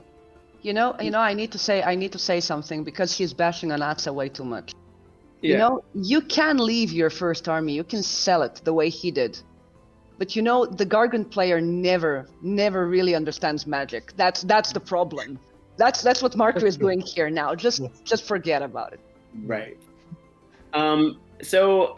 Yeah, Alexander, I'm looking forward to getting some time to hang out, and I think we might try to hang out before Teams kicks off here on Friday of the tournament. So for people that aren't aware, singles is the 2 days before. It's a normal 5-game tournament, 3 and 2, and then Worlds is Friday, Saturday, Sunday, 2 games apiece. So I think that middle, what is it? Tom said the rounds that are the weird rounds are on days the second round of round day 1 and 2. Those are the ones that have the crazy missions in them. So those will be some spicy days. But the last one, of course, is the big competitive. So I know Asa said that he just wanted to play on a day where he's not playing three games, and so we could try to squeeze some. But anyway, before we move on, yeah. Mark, you mentioned Alexander being the youngest member of your team. Is age something you consider when you're building your team? No, we literally don't care. I mentioned this fact because we used to. I mean, we constantly make jokes about his age. Yeah. Okay, let me be honest. I'm the only one who makes jokes about his age, being the true boomer of the team. Thus becoming the true boomer of the team. But yeah, do not look at that at all. I mean, it doesn't matter. Like the amount of willingness to compete is one of the things that matter, and age is just a number. Yeah. Okay. Yeah. So next up, we have only Natasha and myself remaining. I will suggest to Natasha to explain, probably to reverse roles here. I will speak about her, and she can speak about me. What do you think about this, Natasha? Sure. Okay, so by ladies first, I mean I will start talking about Natasha first. And she's, first of all, my great friend, and I'm really enjoying the fact that she's a member of our team. She's very, as you know, minor celebrity, and she's like that in our community as well. She has been a beacon of not only competitive players, but also turning competitive playing into something that is not toxic, which is what we really want to do in Serbia. Like, we really want to show that we can be competitive players without being toxic. I'm not implying that earlier competitive players were toxic, but this is just a general trend from social networks that competitive playing is equal to toxicity, mostly from the esports, from Dota and something like this. But AoS is different. As a game, it's different, and nobody better than Natasha showcases those values. It also helps that she is one of the rare women in our hobby here, and I would really like for more women in Serbia to participate in this hobby. And she has been a stellar helper in this endeavor. She's really breaching all of the taboos in our hobby, in our small community, and this is something that I really, really love about Natasha. and why I'm very happy that she's in our team. And as a player, she's much better player than she credits herself. And you have seen Boris, and this is what I call their last name, ashes on their head, because there is an expression in Serbia when you are talking bad about yourself, you're spilling ashes on your head, just to just to hide your virtues. And I think that they have, as a family trait, this encoded in their communication.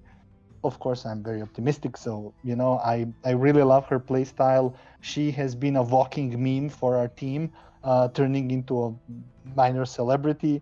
And the way she helps us, the way she works, the way she helps, the way she plays, this is something that cannot be repeated, and I really love the fact that she's in. I'll do my little piggybacking on here. Natasha, during my visit, was basically my host. As she said, she took off time, and she had a more flexible work schedule than most everyone. I was there for Orthodox Easter too, so it was kind of a weird time to be there because everything kind of shuts down. But Natasha was very sweet in kind of showing me around. We didn't go see a whole lot, but she went out almost every night to when we would go out with the group and everything, and we got some good quality time. Obviously, she watched more of my games than anyone else did.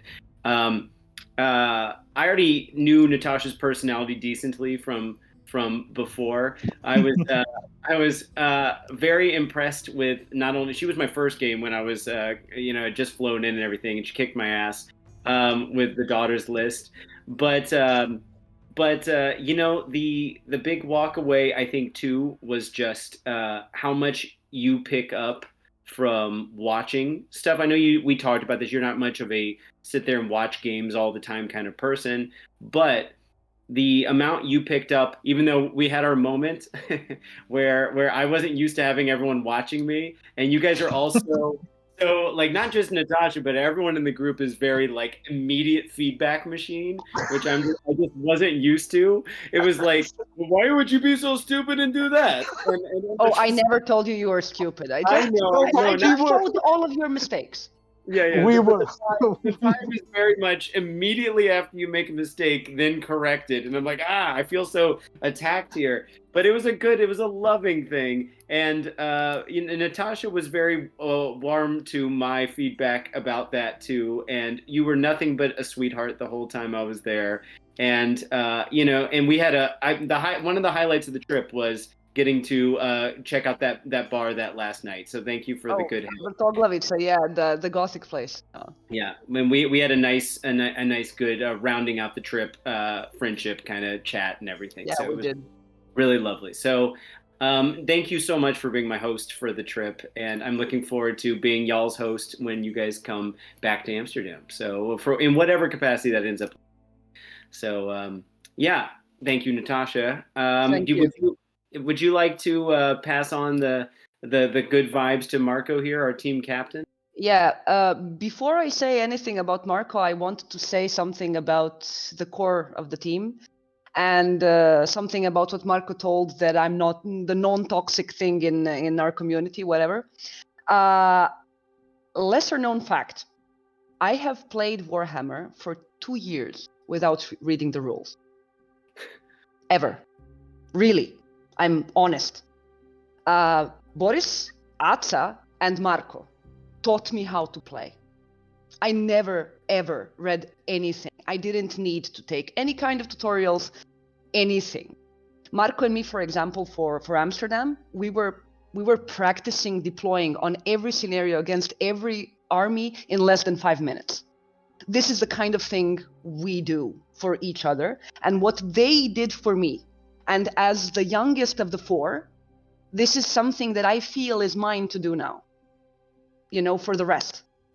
For example, Lasica, Nemanja, doesn't really need it. He's an excellent player, but a lot of Serbian players feel intimidated by us, but they also see our energy and they would like to be there and they would like to understand what's happening, and this looks fun. And then sometimes they come to me, as you know, the nicest person from the group, and I play games with them. I smash their face in. but I explain exactly how that happened. Everything.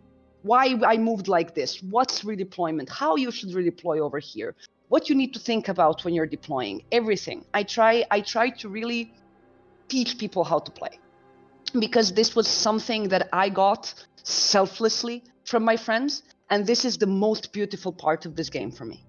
It's an amazing thing that they did that for 2 years for me. I mean, really. You know, Boris was, of course, the first because he's my brother, and then Atsa, and Marko was last but not least because he is the one helping me become faster. Because before I was the international meme about how nice I am, I was the Serbian meme about how fast I am. I played games for like 5 or 6 hours because I'm... Analysis paralysis, yeah. And how much did you say you can move? Fuck. And then it was, yeah. So we practiced to play really, really fast. So this is something that I would now want to say more about him as our captain. I think that he devoted most of his time in training the team and less in training himself, which is a selfless thing. It's amazing to watch him work, because if he wasn't the captain, I would need to be, and I'm so happy I don't need to be the captain. He is doing an amazing work on all our social media, on all our connections, on working with everyone in the Serbian community and trying to find sponsors. He's an amazing fucking human being, and I respect him so much. It's insane. And about his playing, he is a very similar player to myself, as we said, faces the place. I think that the first like 5 to 10 games that we played against each other, he lost just because I baited him. Every time. He sees red. You know, I just put something very juicy like in his face, and he's like, I'm gonna smash that, right? Yeah. So we trained and practiced, and he isn't like this anymore. This was in the olden days, but he is really the incarnate of rage, believe me. Yeah, but he is also very smart, very analytical. He knows the rules excellently, and for example, one of the things that he taught me is how to find out if someone is cheating me. Yeah, because sometimes he plays like a fucking douchebag. It's crazy. You cannot believe how douchey he can be. And then we play these games. It's so I will see every cheating from a mile away because of him. So he deeply knows Warhammer. He deeply knows his armies. He's in deep control of himself, even though I'm joking around that he isn't. He meta hops, which is something that I actually respect. Because, as I said, we're not a wealthy country. It's very hard getting... Oh, hi. It's Do you very... want to say hi? Hi. Hi. It's very hard getting miniatures. It's very expensive changing armies, and he does this for a win rate. So, yay, Marko. Meta chaser. Yeah. No, I put it in a better envelope. Yeah. Marko, from my experience, Marko was my introduction to the team, other than seeing Natasha yell at my buddy Rick from in the first game of the tournament. But no, sweet yelling, charismatic yelling. But no, Marko was my first real introduction to the team. I don't yell at people. I know. I yell. There's a difference, and especially I yell at myself at the dice. Yeah. So. Yeah. Everyone knew what was going on table 1 or table 4, whichever table it was. But it wasn't just me picking up on it. But Marko and I played at that tournament, and Marko's the reason I'm here. And as much as Marko says that the captaincy or captainship or whatever the right word would be for the team should be democratically up in the air, Marko is clearly the heart of the team. At least from my outsider's perspective. And Marko is such a lovely person.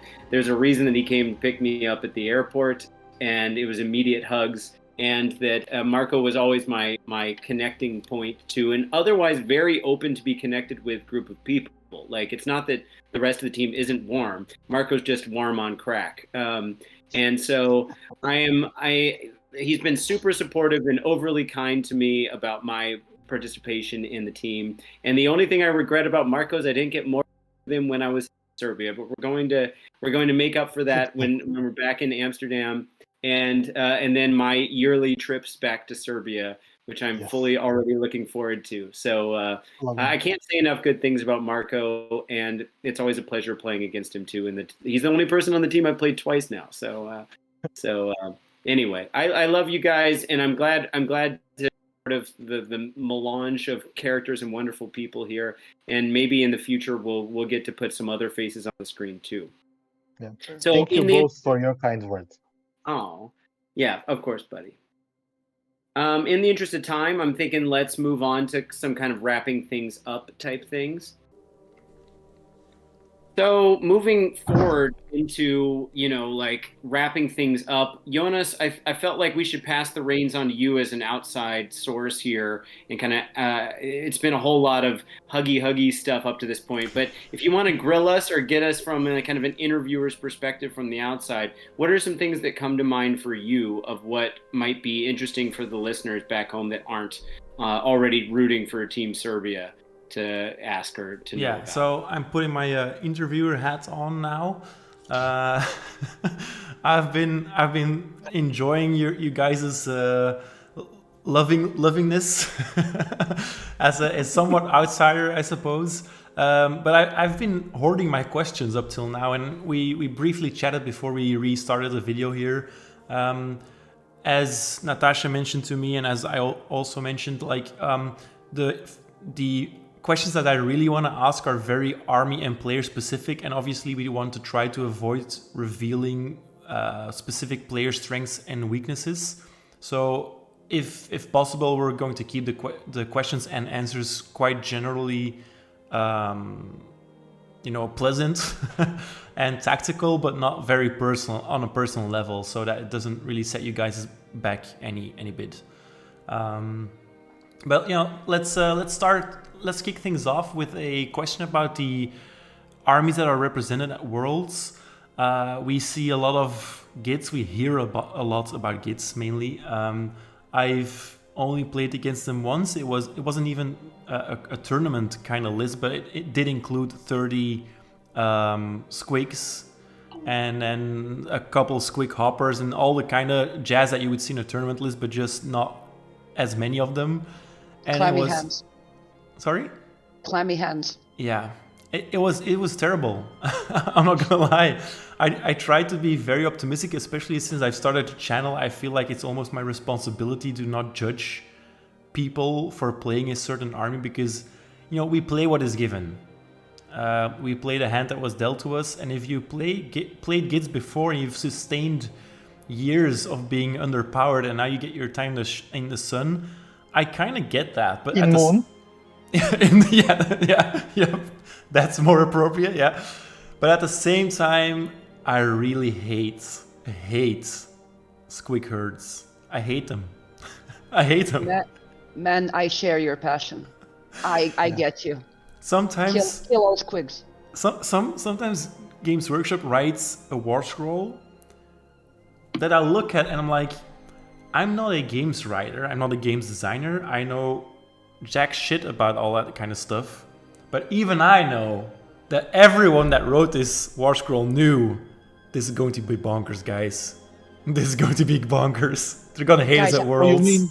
Guys, I have an excellent idea. Let's put Bravery 3 on a thing that gives you mortals when it fucking runs away. Genius. No. And let's make it do mortals on a 2+. And let's not call it a rally. Oh. So that when they come back, it isn't until 10 wounds. Yeah. And then you finally kill it, and it just comes back. Oh, yeah. On 4-up, please. Rerollable 3+. No, I don't understand. You mean 4-up 100% of the time. Just get good. Yeah. Okay. So I think, Ryan, you want to bring us back to the actual question? Well, I'm going to toot my own little horn as the herald squig apocalypse. When I came to Serbia, you guys hadn't played against it yet. No. And I was like, look, guys, This is before the lists had come out. You're gonna have to deal with the squig problem one way or the other, which is one of the reasons, the main reason I think I'm playing Lumineth. But in case I ever get matched up against them, which in the way Teams works with pairing, there's a good chance I won't. But I'm always a deterrent. But I feel like that trip was very much largely a subtext. One of the main conversations we were having was, what are you guys going to do about the Gits thing? So I'm really glad to see you guys are training against someone, playing with them, and to see that you guys have not only taken my warnings of doom seriously, but also that once the list finally came out, I had predicted it was going to be 80% of the armies that were playing it, and it turns out 21 out of 24, so roughly 89% of them are playing it. So it's even higher than my doomsaying had predicted, and it's entirely squigs. There are a couple different builds, but yeah, I'm patting myself on the back from my own negative experiences I had. Oh, we lost Marco. Are my own negative experiences that I had playing against them in the lead up to even the teams being chosen. I speak so negatively about them on the channel all the time anyway. Oh, he's back. Do you guys have any other side input about this stuff from your exposure to the army as it is right now? What are we doing to prepare for it? Considering we're one of the 3 teams that doesn't have a Squigs player. Yes. So Marco, and we also don't have KO player. So this is us and Northern Ireland, I believe. And we don't have a Slanesh, which are the from the top. Yeah, metas. we do have a Zinch though, and Lumineth, which are higher than Slanesh. Yeah. So I have to say, when I saw the list that you guys prepared, I felt a respect and a kinship towards some of you, because I understood how those lists came to be, and I respected how not net listy some of them were. I mean, Ryan, I can't really include yours in that regard. But I understood your list as a mildly competitive player, I suppose. I appreciated not seeing a Gits list and all the typical jazz. It felt more like you guys brought what players were comfortable with, alongside some tech picks, obviously, like Ryan's, for example. Yeah. I believe that I'm the only Beast of Chaos player that actually brought Incarnate. Yeah. This is something that I really love. There is a huge uproar in Beast of Chaos community about the question of Incarnate. Majority of people do not like it, even though I believe that his benefits to one-drop army dropping out of everywhere are huge. And Reroll I hope to charges. prove it. Yeah. Free reroll charges for you get a reroll charge. You get a reroll charge. Hey, guy, you get a reroll charge. You too. get a reroll charge. So yeah, I feel like I'm very excited to prove everybody wrong.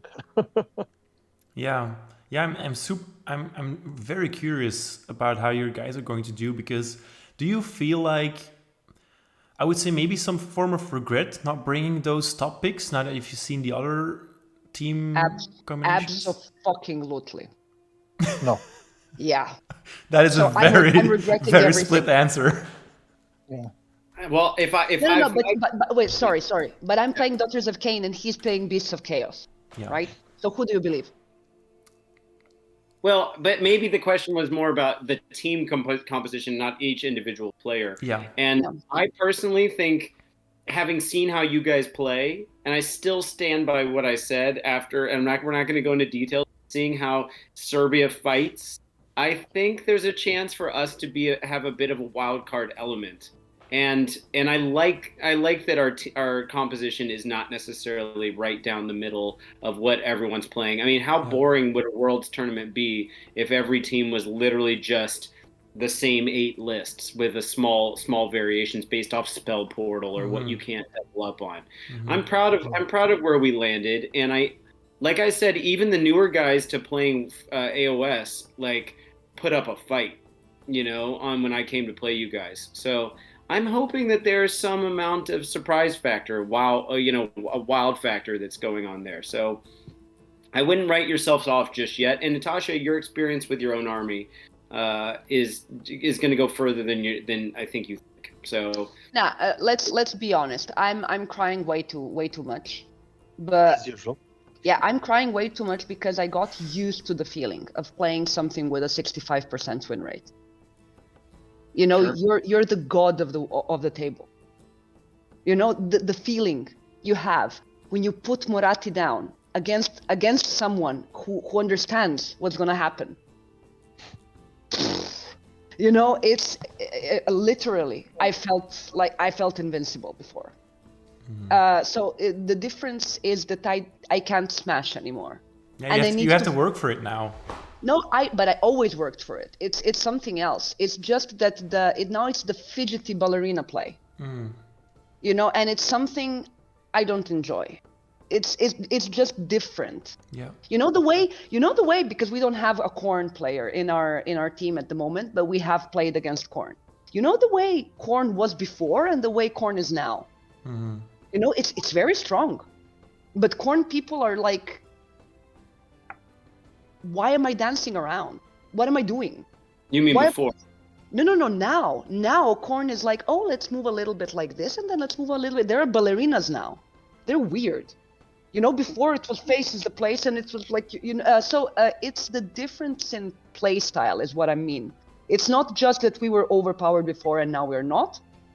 It's that I need to play restrictively and very fidgety, which I just don't like. I'm very sure that I'm gonna end up 3-3 also. I mean, very sure. I would be very happy with it, I mean. So it's not 0-6 for me, of course, but I went much better before, is what I mean. But I mean, counter argument, like to your point about Slanesh, it is an army people are getting used to. The Pretenders list with all the command ability use and all the tricks, filthy list. But like, it's also a finesse list. Like it doesn't just walk over people. And so the Corn, I actually think is less finessey than it used to be in the sense of the bubbles and everything, but that it used to have. It's much more friendly to just putting your things and doing the thing it wants to do. But regardless about the Corn thing, like I think if you had switched to Slanesh, you'd be finding yourself also in a very niche place. And my list is dominant, but in a specific kind of way. And you're also getting, I think GW, to their credit, is even the meta armies are getting kind of shoved into a rock, paper, scissors situation instead of just being like, well, I'm going to smash everyone. And so maybe all that you're seeing, because I think that's a horrible matchup for me, is the Daughters Calibron shooting list. Because you'll just shoot off everything and move it outside of my bubbles, and I'm not going to get up to you where I want to be. I actually think you're sitting in a strong rock, scissors, paper kind of place. Marco's favorite thing to say about his list is, what can you do? Marco, you do it. You do the thing. What are you going to do? Like, we were discussing about the Gits, and Ryan was lamenting about, we need something tanky to tank all the 100 million mortals. And I'm like, we have Moratti, and we have myself. And he's like, well, the Beast of Chaos army is very thin paper, you know, have 5+ armor saves. And I'm like, Ryan, nothing is more tankier than army that is not on the table. Fair point. Quite. And he was like, well, yeah, but you eventually need to come down and such and such. And then we just turned into discussion. But I still, I played the game against that, against the same Git list, the 21 same Git lists. You know, everybody are doing the same thing. So I played a game against a Git list led by Nemanja, of all people, and he won for very small point margin, because I made like 2 mistakes, which I am not going to make anymore, and I had abysmal rolls, and he barely won. Yeah. With the everybody are playing this list. Okay. Because I'm not there. He cannot charge me, and I'm not there. Yeah, in my second game against Gits, I lost by 2 points. I think. Yeah. Which is an excellent, which I believe is an excellent score for Gits. Yeah. Because Gits is insane. Yeah. We could do an entire video about the Gits problem. which we maybe should for while it lasts. They will get nerfed in 3 months, so no use. Yeah, I mean, me being a part of this AoS competitive scene and then also being a part of a Hearthstone competitive scene is so weird because there are so many similarities between how we look at net lists for Warhammer and net lists for deck lists for Hearthstone. But the difference is that a meta tyrant like Gitz, for example, it doesn't really exist very long in an online game because in a month or two, at max, maybe even 1 month, maybe sometimes weeks, it's gone. It's been nerfed. And Games Workshop is kind of, I wouldn't say slow to this because it's not an online hobby, so it's difficult to respond quickly to it. It would invalidate a lot of books and bookkeeping altogether. But I do feel like sometimes I wish there were more immediate answers to a very obvious problem. But that's a whole different topic that I would love to talk to you guys about maybe in a different video because we kind of agreed on keeping it below 2 hours here, and I feel like we could just keep on going. But now that we've thoroughly covered the first part of the question, which armies would you like to see less of? Which armies would you guys like to see more of? To my detriment, I would like to see more Sylvanet because I really love their 3.0 book. Yeah. I think that they are amazing. One of the most craftiest armies. They have versatile spell lists, and the possibilities of a paint job on Sylvanet army. Yeah. I think that they are endless. Like even though they're a bunch of trees, like what capable painters can do with them. What I saw people are doing online. But painting them, I just want to see more of those amazingly painted trees in person. Even though they are hard counter for Beasts of Chaos, I would really love to see more than. I believe that there's just 6 Sylvanet players in the AoS Worlds, and I'm sad because of that. Yeah, I mean, Ryan and I have our thoughts about Sylvanet. Well, one of the Dutch World's Sylvaneth player, Mitchell de Boer, is who's a very successful Oakenbrow player. In fact, might be the guy who kind of put it on the map. We just played a game with his list versus my list, and he kicked the crap out of me. So that with me not having Spell Portal, that's a pretty brutal thing. I'm just glad that there are only like 2 or 3 Oakenbrow lists of those 6 at the tournament, because that list can really ruin my day. So, but he's a lovely guy. If I had to answer that question, I guess just off the top of my head, I would say I really wish there was at least one person repping the KO list I wanted to bring. Everyone's bringing the fucking and I don't know. Maybe the Serbia in my heart likes the I'm coming to your face and I'm going to make you have to pay for it. Like I'm not going to. I told you to take that list. Term happen. What's that? I told you to take that list. I know. It would be a great surprise. Nobody would expect. It would be a good surprise. And no one's bringing it. That's why I feel a little bad that I didn't help you guys train against KO properly. But you did. We found an alternative. Our friend Vlax, actually, he is an excellent player, and we tried making him go to Worlds, but he really couldn't. He's a very, very good player, and he understood everything. How he needed to play the list. So he was actually even changing in between different KO lists from the Worlds. So we saw it a lot of times now, I think, right, Marko? Yeah. We played a lot against the new KO now. Natasha, what would you say you wish was at the at Worlds? More. Oh man, I love Nurgle. Yeah, Nurgle's not there, right? Yeah, like when we were in Amsterdam, Marko didn't play against, but me, Ats, and Boris, we played against Nurgle and we all lost. Because it was before the nerfs and it was the fly zone. But those models are beautiful. That list played excellently. It's super tanky. And it's actually a little bit weird to me that there isn't more Nurgle players, especially because, and please don't get me wrong for saying this, but if you're a little bit of a worse player and you don't get the play mechanics in the deepest, I think that Nurgle can be an easier pick because it's so tanky. it can just sit there and stink. You know, it's weird. It's weird that people don't opt for this. I mean, I would like to see them, but also I actually thought that we will be seeing them. And another thing that is just close to my heart because I have them, I would like to see more Nighthawk. Yeah, because I play the all-female armies because, I mean, Nighthawk ain't really females such as Slanesh aren't, but everything else doesn't count as female. So. Yeah, I would have loved to see more cities. I understand why it's not there because it's just not up to par anymore. But as Marko mentioned about Sylvaneth, Sylvaneth are aesthetically very fun to look at and sometimes very pleasing to the eye. I have the same feeling about cities, but when it comes to list building, like all city lists can be so different. If you exclude the fulminators in living city.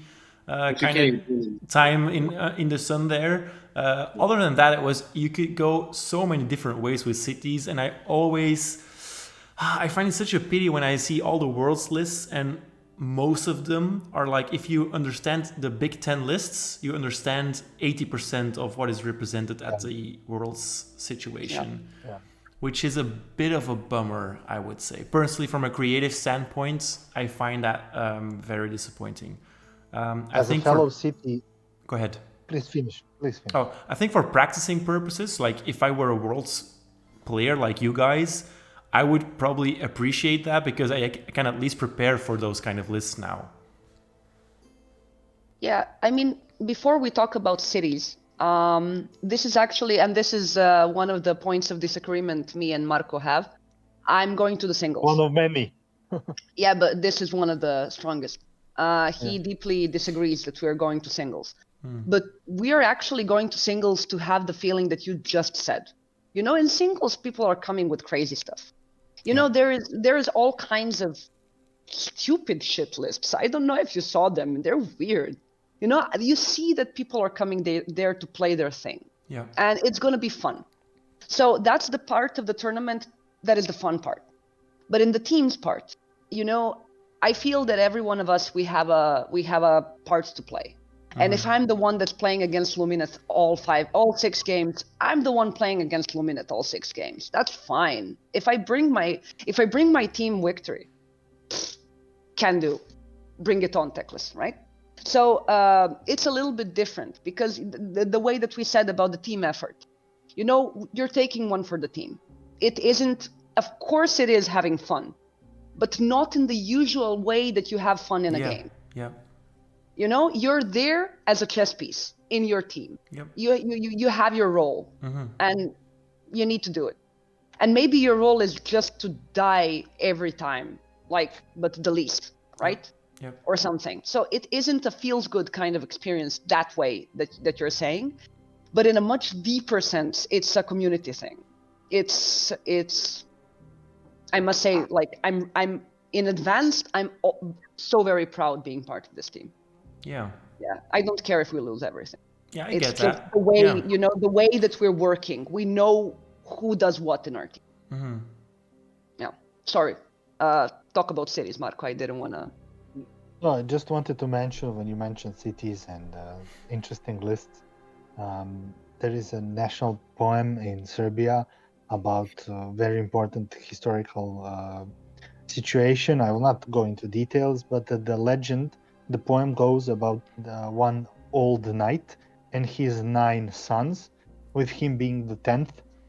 So I really wanted to find 9 steam tanks and the 10th steam tank commander and to pay them full medieval Serbian style.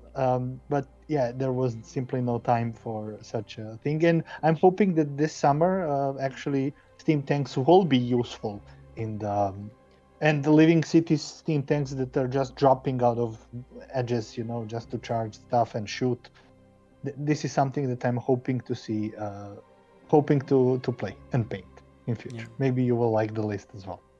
Okay. Yeah, Andre, one of our players, actually is looking forward to buying cities as his second army. For now, he just has it on it. I mean, that is a huge investment because you can keep on buying stuff, and you're actually never sure whether your stuff is still going to be legal next year round. Yeah. You're trying to make me feel bad? Where Yes, are we going? yes, that was a jab at you, Ryan. Is it true that you have like 15,000 points of cities? Oh god. 13, but yeah. 13. Yeah. Yeah, sorry. Yeah. Huge I- difference. You could argue that I'm a cities player first and foremost, but my heart's been breaking since the first time I went to Osnabrück when one of my friends suggested they're going to get squatted, and I haven't. I really just wish GW would say what exactly is happening. Yeah. That's all I want to know. Yeah. Because it's really killed my drive for the past year and a half or so. So we'll see. As soon as Worlds is done, though, I'm going to switch into a cities mode where I try to make the most of the rules that we have before it disappears. Yeah. Potentially. If it does, yeah. Okay, let's possibly end on this question. Maybe we can do one more after. I did mention this one to you guys before, but I just really want to know which unit from your current army list that you're bringing to Worlds is your favorite unit in your list, and why? Maybe not tactically per se, but from any kind of standpoint. Natasha, let's start off with you maybe, because you were last in the last go-round. Vlax, the guy that helps us play KO. I actually asked him when I wanted to buy my army, which army should I buy? Because at that point I didn't know what to play, how the game looks like, and I was very new. I didn't know anything about anything. I knew I wanted Slanesh, but he told me it's trashy and I shouldn't play it and it's bad and so on. And then he told me something that I still deeply feel. You need to have a hard-on when you see your army. So that's why I play the Shadow Queen. Yeah. That's it. Nothing in the entire fucking game is like the Shadow Queen. That's so true. I don't know if it's more beautiful or if it's more powerful. I mean, okay, Moratti Shadow Queen combo is the powerful thing, but I actually adore the Shadow Queen. She is everything to me. Okay, super cool answer. I love it. I love it. I don't know if you know, because I don't know how much you know about the lore, but in the last 2 sentences of our last book, there is a small story about how Moratti, the elf Moratti, right? Mm-hmm. Moratti Kane. Yeah. Is thinking about something, and she's feeling her other part raging because she lost the battle with Kragnos, right? Yeah. And she felt the rage, and and then she just doesn't feel anything. And she looks out the window, and Shadow Queen is going away. So they're severed. In the next book, in the next edition, I'm really hoping that in the 4th edition, Moratti is like our incarnate or something. Yeah. She should be crazy.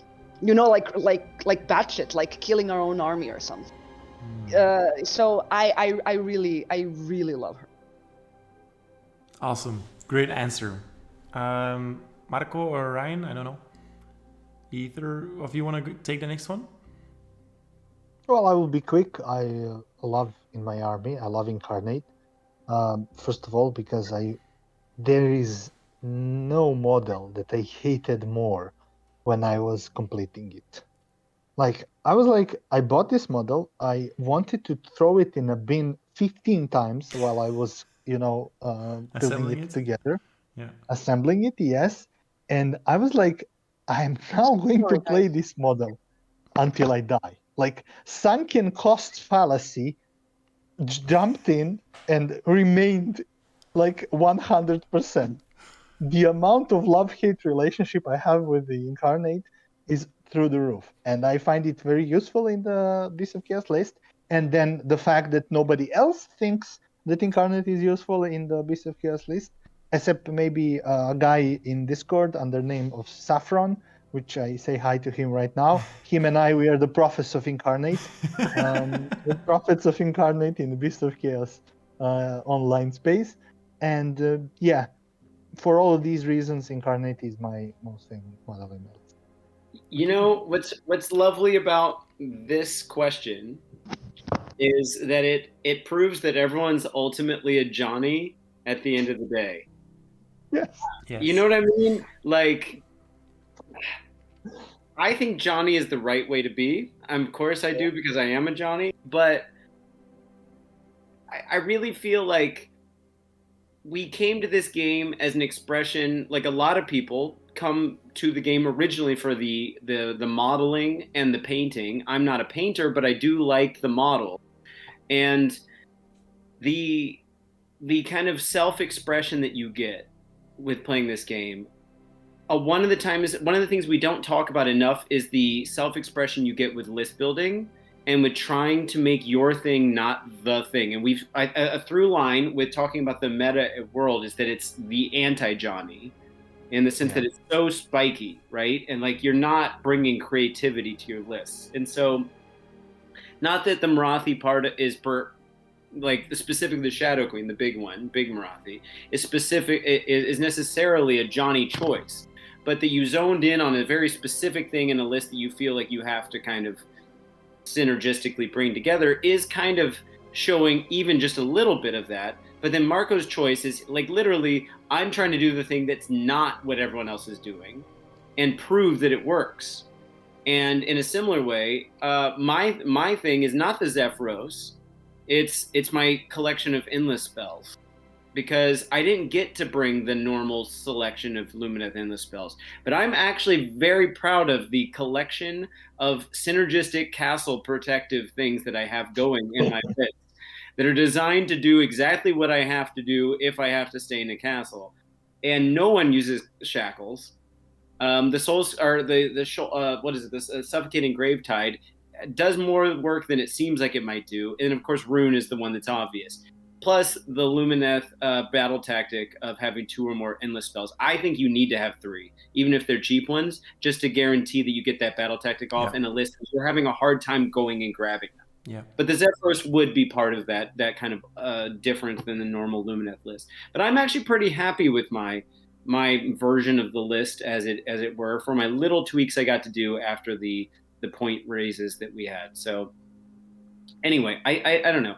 But I like to see that Johnny side of all of us coming out a little bit in the answer to this question, because no one's saying, I'm not saying Teclis or the Sentinels. Marko's not saying the Bulgors. The Bulgors or the Doom Bull. And Natasha's not saying the 15 block of snakes. Oh, right? I love them. I love the bow snakes, but that's something else. Yeah. But Marathi is just my first love. It's right. But maybe that's a Timmy side of you then. There's a part of that too. Yeah. Yeah. All right. Okay. Let's maybe finish off on this question. We had this great answer from Boris already about what he wants to take away from Worlds. Let me divide this question maybe in 2 parts. What's the one thing that you want to take away after the Worlds is done? What is something that you really hope to have experienced there or have as a memory? And secondly, starting from which place in the rankings, starting from which place would you be very happy? Is that a difficult question to answer? For the team or individuals? As individuals. Okay, I have no problem starting first. The thing I want to have from the world is I wish to be confronted with someone so much better than I am. Ooh. Yeah, I want to be, because I had this feeling in Amsterdam. Like I'm very sorry I don't know his name. In our 4th game, we played against the French team, and there was a guy that played Skaven. And I found out after the game that he was the world champion. I can't even start to explain the difference in level in that game. It's, I didn't lose by much. I lost only by 5 points. It was respectable. But that game changed me. If you understand what I mean. I do. For me, Warhammer is beautiful and everything, and you're making your models and you're painting them. The thing that really drives me is the strategic part of it. Yeah. Not the war scrolls, not the list building, not the paper, scissors, whatever. No. When this is the situation on the table, what's your movement? How you win? How do you win in 2 moves? you can see I played chess as a child. I was just gonna say it's that Yeah. feeling that you get from playing chess, where you're like driven to a corner and you're like, okay, God, how do Yeah. I get out of this? Or you've driven someone into a corner and you're like, how am I gonna close off this game? And I also think, not to toot my horn here, but I think that I lose well. I mean, even when I'm losing, I don't go into rage. I always lose by a small amount of points, I think. We'll see. Famous last words, right? Yeah. I mean, but what I really wish for is to be paired with these kind of people. Just to experience the really high level Warhammer, the thing that I aspire to be one day when I grow up. Yeah. Well, Marko, you know what to do. Yeah, I think he's already gonna do that, unfortunately. But yeah. We don't know. We don't know how I'm going to pair people. Okay. Yeah. Marko, why don't you go next? Oh, sorry. And about what? Oh what yeah, I the think rankings. Yeah, of about course. the Yeah, ranking, yeah. I would be very happy if we are able to be in the upper half. Okay. Like, amazing for me. Amazing, brilliant. And you already said for yourself 3-3. Yeah. Yeah. I think if we can be median in the world scene where we are competing the first time ever, we're amazing. Mm-hmm. So, possibly not gonna happen. I wouldn't count it out. Yeah, but some of the teams they're like taking holidays for 2 weeks and like Yeah. training and stuff. This is the kind of I'm a professional athlete. I know when I'm gonna win. I know when I was the best. When I was the best, I knew I was the best. I don't feel we're the best. We're excellent for what we have. Mm-hmm. We're all heart. And give us 5 years and we're gonna be the best. We are. Three. Okay. not Okay, five, 3. Okay. Let's but meet in the middle. three 4. more. Yeah. Fine. Okay. Yeah, so to answer your questions, last time we were in Amsterdam in Alliance Open, Natasha said something very beautiful, and I always love to quote her. She told that the Amsterdam experience was one of the top 3 of best life experiences that she had, and she spoke in the name of us all. So I went there. I played against amazing people. I learned so much. I mean, we met Ryan there. Like in Serbia, you have a sentence. If you have a friend, a true friend, it's a saying. If you have a friend, you have a treasure. A friend equals a treasure. So, to be honest, I mean, if we just managed to repeat the sensation from the first Alliance Open that we were, I would die happily. That's it. The networking, the hopefully finding some new friends, the games. It's just let's repeat it, and that's it. Yeah. And as for my personal results, I am a bit more optimistic. I believe that we can land between 7th and 10th place. This is something that I'm fairly certain that we could reach. I'm alone in this. Everybody are a bit more cautious. But being a captain, it's You need a visionary, Marko. Exactly. It's my prerogative, after all. Just to set the standard high. And for me personally, I think I will go 4-2. I will go either 4-2 or 2-4. Yeah. Okay. Hopefully not 0-6. And I really doubt that I will go 5-1 or 6-0. But 4-2 or 2-4 is something that is probably going to happen. We were joking. I need to tell you a joke. When Marko chose his list and finalized his list, he played against Nemanja, and we all respect him a lot. And Nemanja said, "Dude, you're going 6-0, I'm sure." And then Marko got so sick. He couldn't get out of bed for like 2 weeks. And then we were joking. The pressure is on. It's done. He now has to be 6-0 and he's dying. He's just, yeah. Yep. Yeah, that happened. In that consecutive way. Exactly. It's the weight of the future landing on your shoulders. Yeah. Well, someone has to be 6-0 and it's going to be him. Yeah. And as a captain, I would really like to create a healthy foundation for the Team Serbia in future, because I want us to be every year in AoS Worlds. Mhm. Yeah, for sure. And hopefully win the Best Sportsmanship Award. Oh yeah, that's obvious. Nothing is obvious except two things, death and taxes. So yeah. And yelling. Right, And yeah. Natasha? Right. Yeah. Ryan? Yeah. So I guess I'll start with personal score. I'm gonna be conservative and say I'd like to also go 3-3, but in my heart I'd like to have a positive win record, not a on level. But I think the real answer for winning Worlds as a team as well has so much to do with with pairing. And if I get paired with the right people, I know for a fact I could go 6-0. But that's true. That's true with a lot of lists that are kind of bent out of shape. The kind of lists that are just good player lists, which I'm not necessarily saying I am, with regards to a Worlds kind of level, that sometimes is just based off of how things play out. But if you get the right matchups with a list that's bent like my list is, I could very easily just clean things up the same way a Squigs player could, but it depends on how the pairings go. Yeah.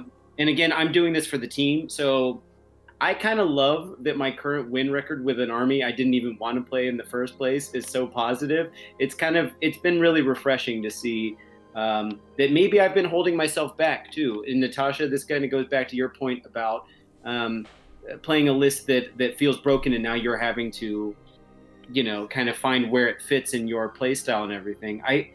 I kind of came at it from the other perspective, where I was playing like just fun lists for a really long time, and now I'm finally playing things with power. And I don't know, it's an interesting dichotomy, and finding a balance between those two things I think is super important. As far as the team is concerned, again, I think that goes back to pairings. But the heart that I see in our team makes me think very positively about definitely Marko's projection for the future, but also I think we've got a good, solid team. So heart goes a long way. And as Marko and Natasha said, you're learning to play against the player, not against the army or the mission or whatever. And I think you guys have some secret sauce that we're not seeing. I haven't seen in some of the other teams. So I don't want to over exaggerate it, but I do think that I also see an optimistic, very big hope in the potential for our team. As far as what I want to walk away from, it's not too dissimilar from Marko's. Jonas, this ties you back into things too, actually, is we had this, and you've mentioned it a couple times, that with our little pep talk that Nick and I had with you when we were here visiting over dinner, and we said tournament play has something to do with also just getting used to it. Yeah. And what I have traditionally said, I don't like playing 2-day tournaments, and I don't like teams tournaments. Now I'm playing a 3-day tournament in the biggest teams tournament there is. I also got, as we say, bukakied when I went to Serbia. They played 7 games against me. And I've been training a lot lately for this kind of thing. And I see the momentum building into this. I'll tie Nick into this too. Nick and I were out at a show with our girlfriends the other night, and our buddy Yauka. And one of the things that was on his wife, and one of the things that was, we found at dinner very difficult because all we wanted to do was talk about Worlds, while the ladies and our buddy didn't want to talk about it at all. And so we waited till they went to the bathroom, and we're like, oh my God, can we please talk about Worlds? So excited about this thing. And I can say, not only is that pressure building up, but what I really want is to walk away from this, like day 1 after it's all done, be more pepped up to play Warhammer than I currently am. You know what I mean? Like, I'm already so excited about this week with you guys, and I'm going to be there for singles too, not playing, but like hanging out with you guys. I couldn't be more excited about this. Everything is building to this one big climax, so to speak, and I want to just be like, next day I'm ready to jump on this train all over again. And whether it's with these amazing people or just playing tournaments in general and just playing with my friends in general, this has only made me love the hobby more, and I have a feeling Worlds is going to drive that nail in the coffin, and I'm going to definitely be hooked forever. So I appreciate you guys having me along for the ride. I appreciate everyone that's been listening to this video. We went longer than we were planning on, but I think you can see how close everyone is. Just with the four of us, with Boris included, that you got to see from the team, and then of course Jonas getting to see it firsthand in real time. And Jonas, I hope you get to come a little bit for singles to come meet everyone in person. That'd be really great. So yeah, I mean, I tried to save one of those weekend days, so I'd actually be around for the team event, but I'm actually not sure whether that's convenient for you guys. We'll make time for it. I mean, we're going to be hanging out anyway, and in the evening. So. Yeah, but look, not to be unmodest here, but it's only two games a day. Yeah. Yeah. We are all in excellent condition. I really don't feel that we're gonna be very tired after that. So we would love to hang out with you. Okay, yes. Cool. Yeah. All right. We'll pick a date. Yeah. I think I actually only have one day spare. I already wrote Worlds in, so it'll have to be that day. But as Ryan knows by now, my schedule is always so busy, and I honestly don't really understand how that happens. But it's always a tough time finding time to. It's called workaholic. Let me tell you. Well. I was not ready for this mirror to be held up into my face, but I guess that's your charm, Natasha. I know how it is. At one point, I had 3 jobs, so yeah. Okay, yeah, well, goddamn. Now you have the feeling of hanging out with Serbs. It was amazing. Yeah. It was amazing. Yeah, I thought it was. I mean, it was even better than I expected.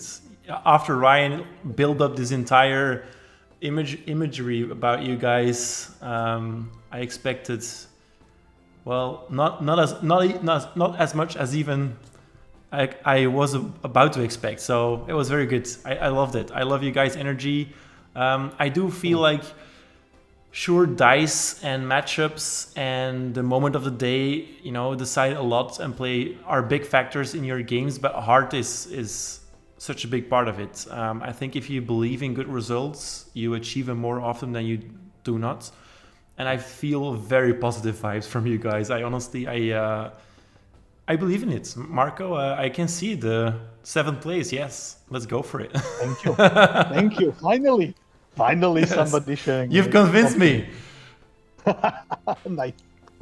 Okay, Ryan, maybe you want to close out the video here because you were taking the lead and interview hat off and take it away. So once again, we want to thank everyone for watching the video, of course, and tuning in to hear about a team that maybe they had no idea that they would find so interesting. At least that's my hope. We have 2 minor AoS celebrities, in my opinion, here, and with Marko and Natasha. Boris has 2.5, and I hope that everyone gets to know everyone else in the team as well over time. You guys are more than welcome back for the channel. As far as I'm concerned, and I can't wait to hang out with you guys some more and see what's in store for Serbia and this awesome journey we're all on together. Jonas, thanks for being here as our kind of avatar of the audience. Yes. And until next time, everyone. This has been a Strategoi production, and Ryan out. Bye bye. Bye bye. Thank you.